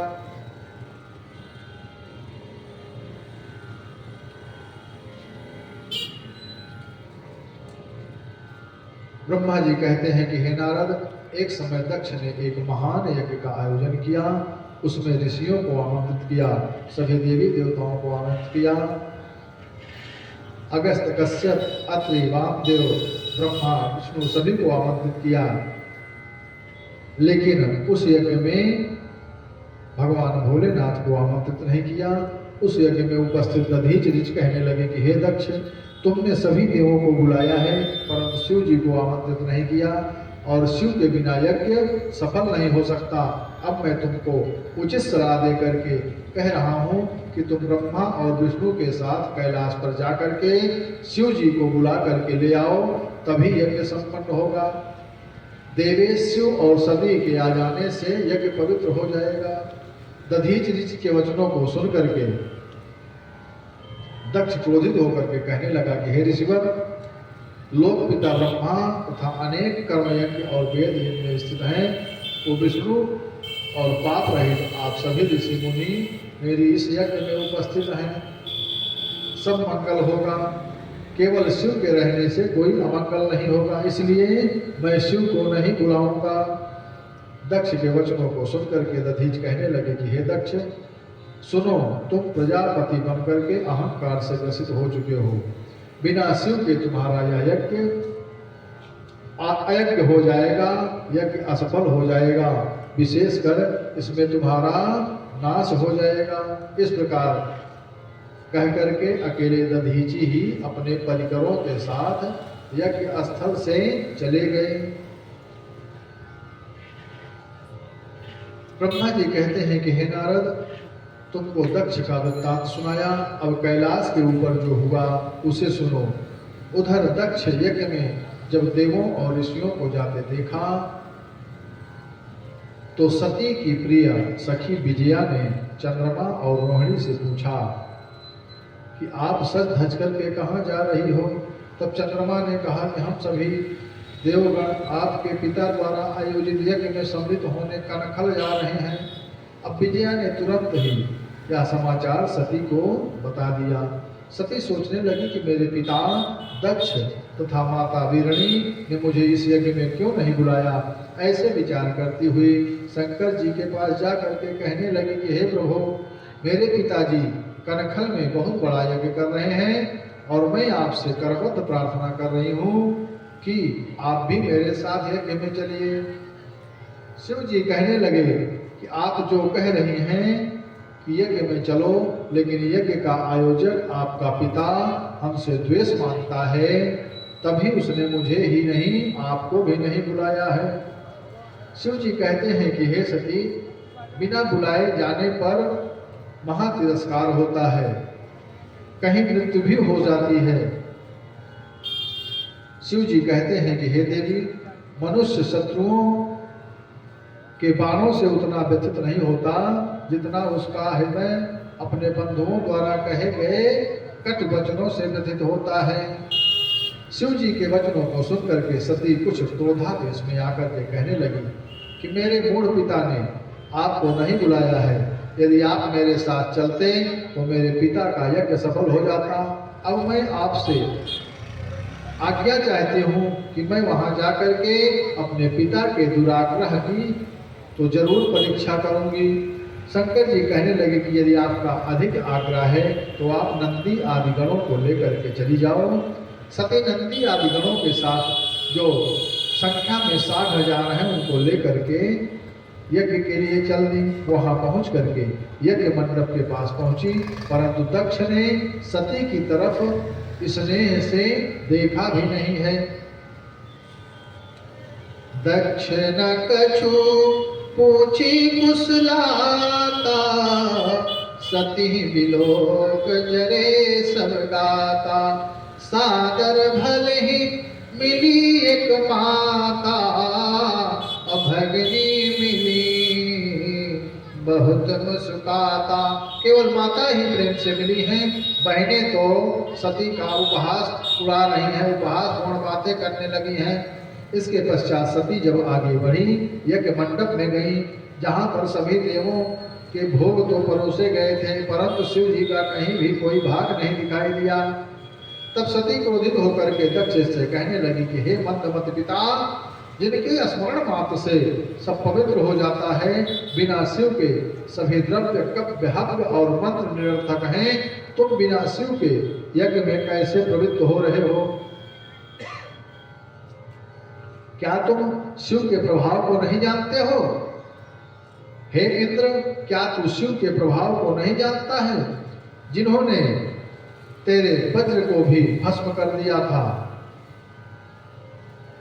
हे ब्रह्मा, क्या तुम भी उनके प्रभाव को नहीं जानते हो? पहले तुमने शिव से द्रोह किया था, तब तुम्हारा एक सिर कट करके 4 मुख वाला हो गया था। अरे देवताओं, तुमने बिना शिव के इस यज्ञ में आकर के अच्छा नहीं किया है। सती की ऐसी क्रोधपूर्ण बातों को सुनकर के दक्ष कहने लगा कि हे सती, तेरा स्वामी अमंगल अकुलीन भूत प्रेतों में रहने वाला और कुवेशधारी है, इसी कारण मैंने उसे इस पवित्र यज्ञ में नहीं बुलाया है, क्योंकि देवताओं और ऋषियों की सभा में उसका क्या प्रयोजन है। मैंने ब्रह्मा के कहने से तुझे रुद्र को दे दिया। मुझे नहीं पता था कि वह क्रोधी और दुरात्मा है। अब तू यहाँ आ गई है तो स्वस्थ होकर के यज्ञ में अपना भाग ग्रहण कर। अब सती सोचने लगी, जैत्यप जग दारुण दुख नाना, सब ते कठिन जाति अवमाना। संतु शंभु श्रीपति अववादा, सुनि जहाँ तहाँ सिमर जाला। काटिय तासु जीभ जो बसाई, श्रवण मोदिनत चलिय पराई। इसे सोच करके सती कहने लगी कि जो शिव की निंदा करते हैं या शिव की निंदा सुनते हैं, वे मनुष्य सूर्य चंद्रमा, जब तक इस संसार में सूर्य चंद्रमा स्थित हैं तब तक वह जीव नरकगामी होंगे। अब मुझे अपने स्वामी का अनादर देखने के बाद मैं जीने का अधिकार नहीं है। अब मैं इस कुबुद्ध दक्ष की पुत्री नहीं कहलाऊंगी। हे दक्ष, तुम महादुष्ट हो। तुमसे प्रकट इस देह से अब मुझे कोई भी प्रयोजन नहीं है। अब मैं इस गर्हित शरीर को त्यागती हूँ। और हे देवताओं, तुमने शिव को छोड़ करके यहाँ आ करके अच्छा नहीं किया है। इसका दंड तुम सभी को अवश्य मिलेगा। ऐसा कह करके शिव जी का स्मरण करके आचमन करके प्राण अपान वायु को समान करके नाभि चक्र में यत्न पूर्वक उदान उठा करके कंठ में स्थित करके फिर प्राण वायु को भव के मध्य में स्थापित करके योगाग्नि से अपना शरीर जगत जननी मां सती ने भस्म कर दिया। और इधर सती का देह त्याग कर देखकर सभी शिवगण हतप्रभ हो गए। सभी दिशाओं में हाहाकार धिक्कार होने लगा और उधर 60,000 शिवगणों ने अपने अपने अस्त्रों शस्त्रों से अपने अपने शरीरों को छेद छेद करके नष्ट कर डाला। जो बचे थे वे अपने शस्त्र लेकर के दक्ष को मारने दौड़े। ध्रुव जी ने शिवगणों के आक्रमण को देख करके दक्षिणार्थ में हवन करके ऋभु नामक हजारों बलवान वीर पैदा कर दिए और उन्होंने शिवगणों को मार पीट करके भगा दिया। सभी देवता भविष्य में होने वाले अनिष्ट की चिंता करने लगे। ब्रह्मा जी कहने लगे कि उसी समय आकाशवाणी हुई, अरे दुराचारी दक्ष, तूने दधीच ऋच का वचन भुला दिया। ब्रह्मा का पुत्र हूँ, इस गर्व से जगत माता ब्रह्मा विष्णु इंद्र चंद्र अग्नि तथा सूर्य की जननी का और शिव का घोर अपमान किया है। शिव जी जगत के धाता हैं, विद्या के स्वामी हैं। ब्रह्मा विष्णु से सेवित उनका निरादर किया है। इस समय कोई भी देवता तेरी सहायता नहीं कर पाएगा और तेरा मुख जल जाएगा और तेरे सभी सहायक नष्ट हो जाएंगे। हे ब्रह्मा विष्णु आदि देवों, सभी यज्ञ मंडप में से निकल जाओ, नहीं तो सभी नष्ट हो जाओगे। यह आकाशवाणी हुई और उधर यज्ञ मंडप के से भाग करके आए गणों से नारद जी से यज्ञ मंडप में शिव अपमान से दग्ध सती के शरीर त्याग का समाचार जान करके शिव जी ने कुपित होकर के सिर से एक अपनी जटा उखाड़ करके पर्वत के ऊपर पटकी और उसके दो भाग हो गए। एक भाग से महाबली वीरभद्र प्रकट हुआ जो प्रलयाग्नि के समान 2000 भुजाओं वाला था और महारुद्र के कोप से 100 ज्वर और 13 प्रकार के सन्निपात पैदा हुए। जटा के दूसरे भाग से महाकाली प्रकट हुई जो भयंकर महाभयंकर और करोड़ों भूतों से आवृत थी। वीरभद्र कहने लगे कि हे प्रभु, मुझे क्या काम करना है, शीघ्र आज्ञा दीजिए। क्या मैं समुद्र को सोख जाऊं या पर्वतों को चूर्ण कर डालूं? क्या लोकों को नष्ट कर डालूं? क्या क्षण मात्र में देवता और ऋषियों को भस्म कर डालूं? हे प्रभु, मेरा आपको बारंबार प्रणाम है, मुझे शीघ्र अपनी आज्ञा दीजिए। आप मुझे जहां भी भेजेंगे मेरी वहां ही विजय होगी। वीरभद्र का वचन सुनकर के शिव जी को संतोष हुआ और कहने लगे कि ब्रह्मा का दुष्ट पुत्र दक्ष जो बड़ा अहंकार और मूर्ख है, मेरा विरोधी हो गया है। वह कनखल में यज्ञ कर रहा है, जा करके उसके परिवार सहित उस यज्ञ को भस्म करके शीघ्र मेरे पास वापस आ जाओ। वहां पर ब्रह्मा विष्णु इंद्र आदि कोई भी देवता जो भी हो, जो दधीच के मना करने पर भी यज्ञ में सम्मिलित हुए हों, उन सभी को अग्नि की ज्वाला से भस्म कर दो। ऐसी शिवाज्ञा पाकर के वीरभद्र क्रोधित होकर के शिवाज्ञा को पूर्ण करने हेतु शिव जी को प्रणाम करता हुआ करोड़ों गणों के साथ यज्ञ स्थल की तरफ आंधी तूफान जैसे वेग से चला और उस महाबली का रथ 400 हाथ प्रमाण का था। 10,000 सिंह बड़ी विशाल सेना लेकर के वीरभद्र वहां पहुंचा है। उधर दक्ष की बाईं आंख फड़कने लगी, बाईं भुजा फड़कने लगी, अनेक उत्पात दिखाई देने लगे, उल्कापात होने लगे, सैकड़ों वृद्ध दक्ष के सिर पर मंडराने लगे, यज्ञ मंडप उड़ने लगा, आकाश से रुधिर वर्षा होने लगी। उछल उछल करके ऋषिगण गेंद की तरह उछल रहे हैं। इन सभी उत्पातों को देख करके दक्ष विष्णु के चरणों में गिर गया। हे प्रभु, मेरे यज्ञ की रक्षा करो, मेरा यज्ञ मंगलमय हो। विष्णु कहने लगे कि हे दक्ष, तूने अधीश्वर भगवान भोलेनाथ शिव का निरादर किया है।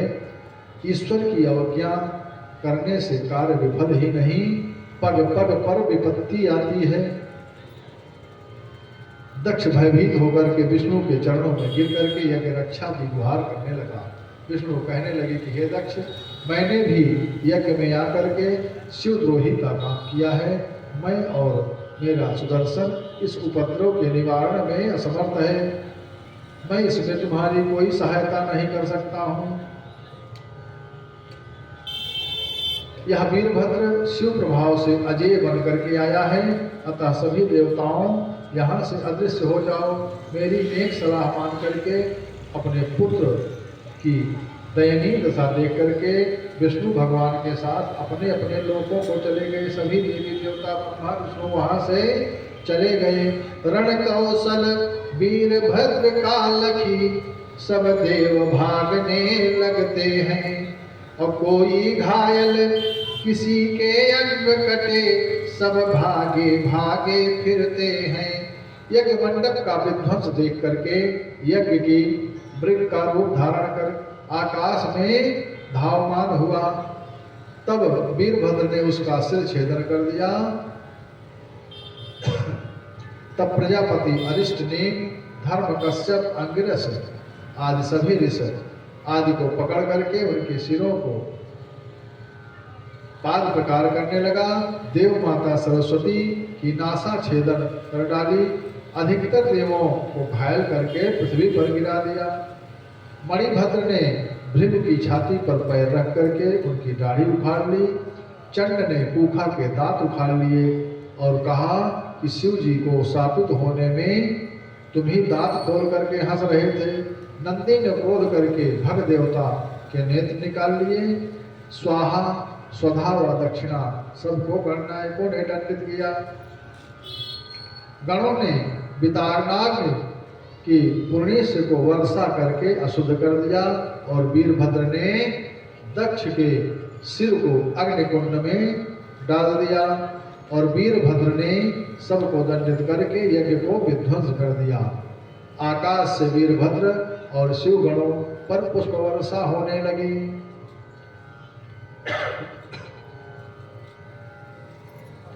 उधर नारद जी ब्रह्मा जी से कहते हैं कि हे तात, हे परमपिता, वीरभद्र के उत्पात के पश्चात क्या हुआ।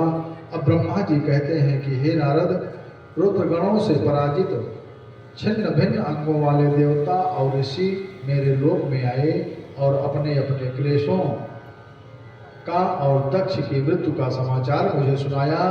दक्ष की मृत्यु का समाचार सुन करके मुझे बड़ा कष्ट हुआ और सोचने लगा कि मैं क्या करूं जिससे दक्ष जीवित हो जाए और यज्ञ भी संपन्न हो जाए। मैं और सभी देवता विष्णु के पास गए और सभी समाचार सुनाया। विष्णु कहने लगे कि हे ब्रह्मा जी, शिव परमेश्वर का सभी देवों ने अपराध किया है। हम सभी शिव के अपराधी हैं। शिव को भाग दिए बिना ही यज्ञ प्रारंभ कर दिया गया है। फिर सती का देह त्याग महान कलंक हो गया। अब सभी देवता ऋषि शिव के पास जाकर के, जो इस समय प्रिया से विहीन है, अपनी पत्नी से विहीन है, उनकी स्तुति करें, वंदना करें, उनसे प्रार्थना करें। सब देव विप्र और ऋषि मुनि नारायण के ढिग आए हैं, उन दुखियों को लेकर विष्णु कैलाश शिखर पर आए हैं। रो रो कर सभी पुकार रहे, हे भोलेनाथ दया करिए, अपराध हमारे क्षमा करो, कर दया क्षमा सबको करिए। हे भोलेनाथ, आप हम पर कृपा करिए। हम सभी देवता ऋषि आपके अपराधी हैं, आप हमारे अपराधों को क्षमा करो प्रभु। भगवान शिव के पास कैलाश पर्वत पर जाकर के जो दाहिनी जंघा पर वाम चरण धारे भुजा और पहुंची में रुद्राक्ष धारण करके तर्क मुद्रा में स्थिति सभी ने उनके चरणों में प्रणाम किया और स्तुति करने लगे। विष्णु को देख करके शिव जी प्रसन्न हो गए। सभी देवता कहने लगे कि हे प्रभु, आपकी मोहिनी माया सबको भ्रम में डाल देती है, यह प्राणियों से दुर्जेय है। हे नाथ, आप ही उत्पन्न करने वाले हो, आप ही पालन करने वाले हो, और ऊर्णपट के समान क्रिया करते हो। हे रुद्र, हे प्रभु, हे परमात्मा, आप ज्योति स्वरूप हो, आपको हम सब बारंबार प्रणाम करते हैं। शंकर जी विष्णु और ब्रह्मा से कहने लगे कि अब मैं आपसे प्रसन्न हूँ, भय त्याग दो आप लोग। मैं सृष्टि में बालकों के अपराधों का चिंतन नहीं करता हूँ, परंतु सावधानी के निमित्त मैंने दंड का विधान किया है। मैंने दक्ष का विरोध या यज्ञ भंग नहीं किया है, परंतु जो दूसरों से द्वेष करता है उसका ऐसा ही हस्र होता है। अब मैं आपके हित की बात, जिसके लिए आप यहाँ आए हो, उसकी बात करता हूँ। हे देवों, दक्ष मैं करता था, इसलिए उसका सिर बकरे का हो जाएगा, भगमित्र के नेत्रों से देखने लगेगा और पूखा के दांत हो जाएंगे। मेरे विरोधी भृग के बकरे की दाढ़ी लगा दी जाएगी। अश्विनी कुमारों की बाहों और पूखा के हाथों से सभी कार्य होंगे।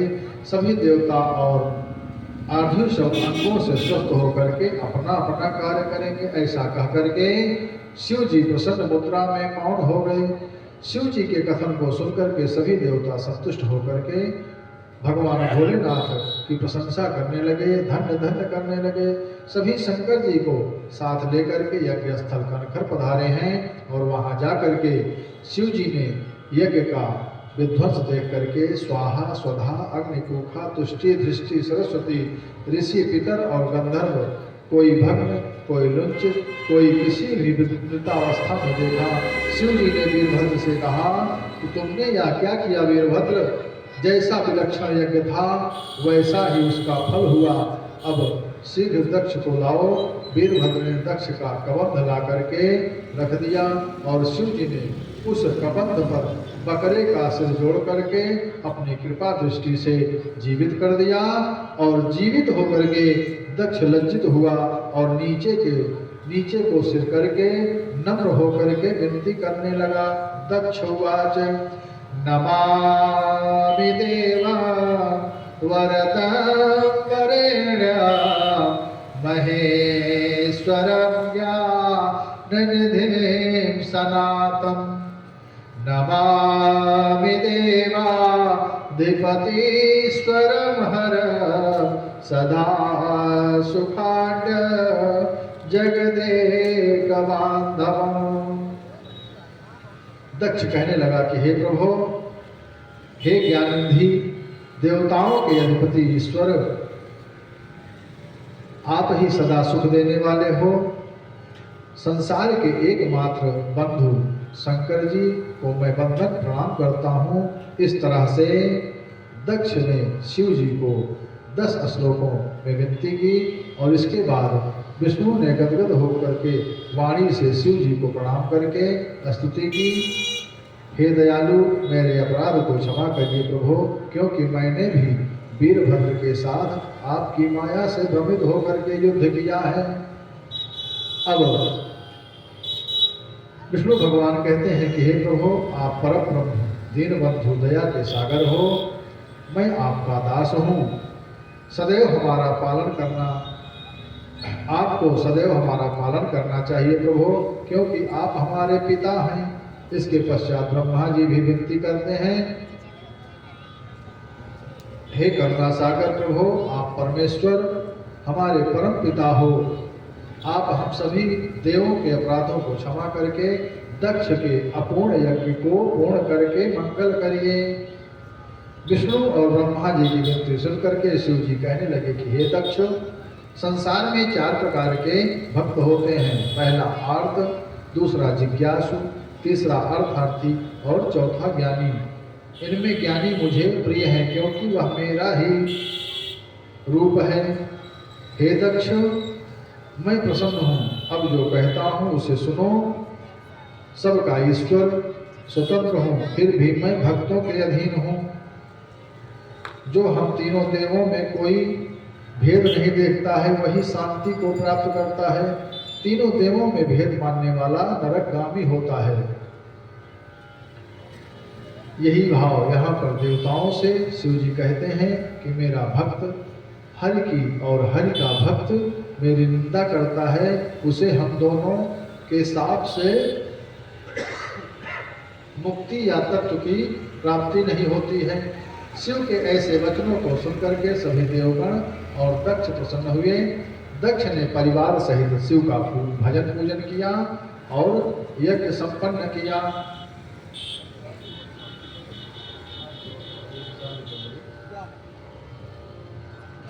हे नारद, मैं और विष्णु सभी ने शिव जी को पूर्ण भाग दे करके अपना अपना भाग भी प्राप्त किया और सभी प्रसन्न होकर के अपने अपने स्थानों को चले गए। भगवान शिव भी कैलाश पर आकर के गणों से सती का स्मरण करके उसकी कथा कहने लगे। इस आख्यान को सुनने व सुनाने वाले प्राणी सद्गति को प्राप्त करते हैं। कालांतर में दक्ष कन्या सती ने हिमालय के यहाँ पर जन्म लेकर के पुनः महातप करके शिव की ही अर्धांगिनी होकर के जगत में अनेक लीलाएं की। और जो इस कथन को सुनता है और भक्तों को सुनाता है उसके सभी मनोरथ पूर्ण होते हैं और वह परम गति को प्राप्त करता है। शिव नाम जब परम मंगलकारी है, भगवान की शरण में रहना ही परम कल्याणकारी होता है। आइए एक भजन के बाद हनुमान चालीसा और आरती।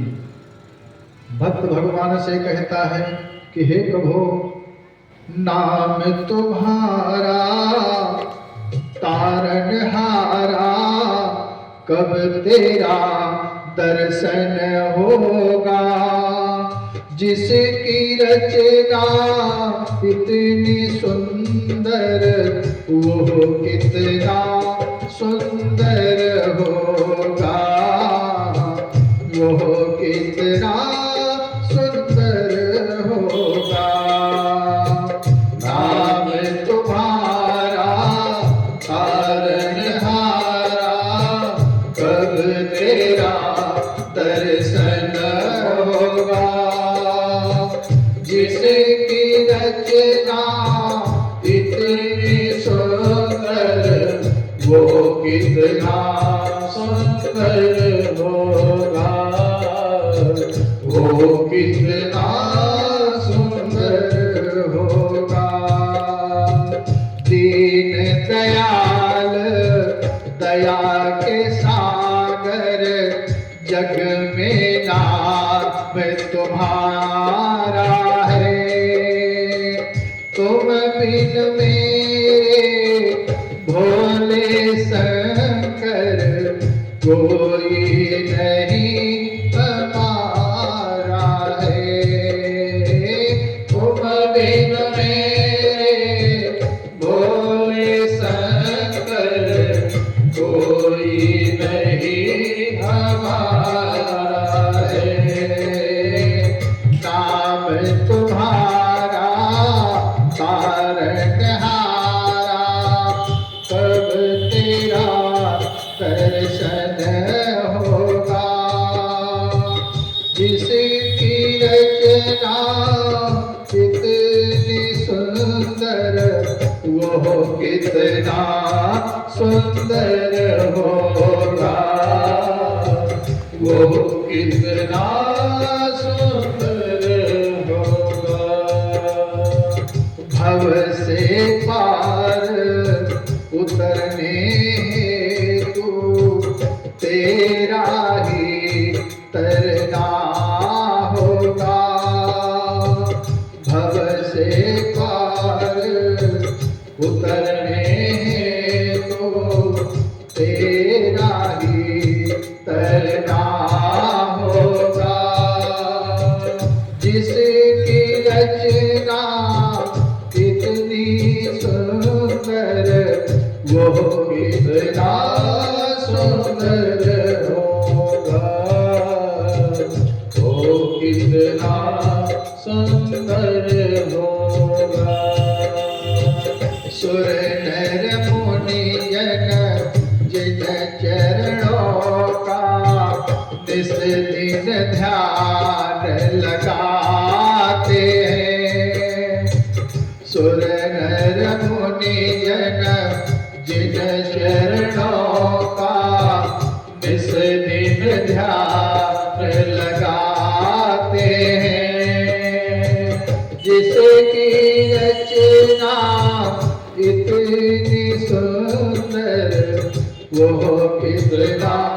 सुंदर होगा, वो कितना सुंदर होगा।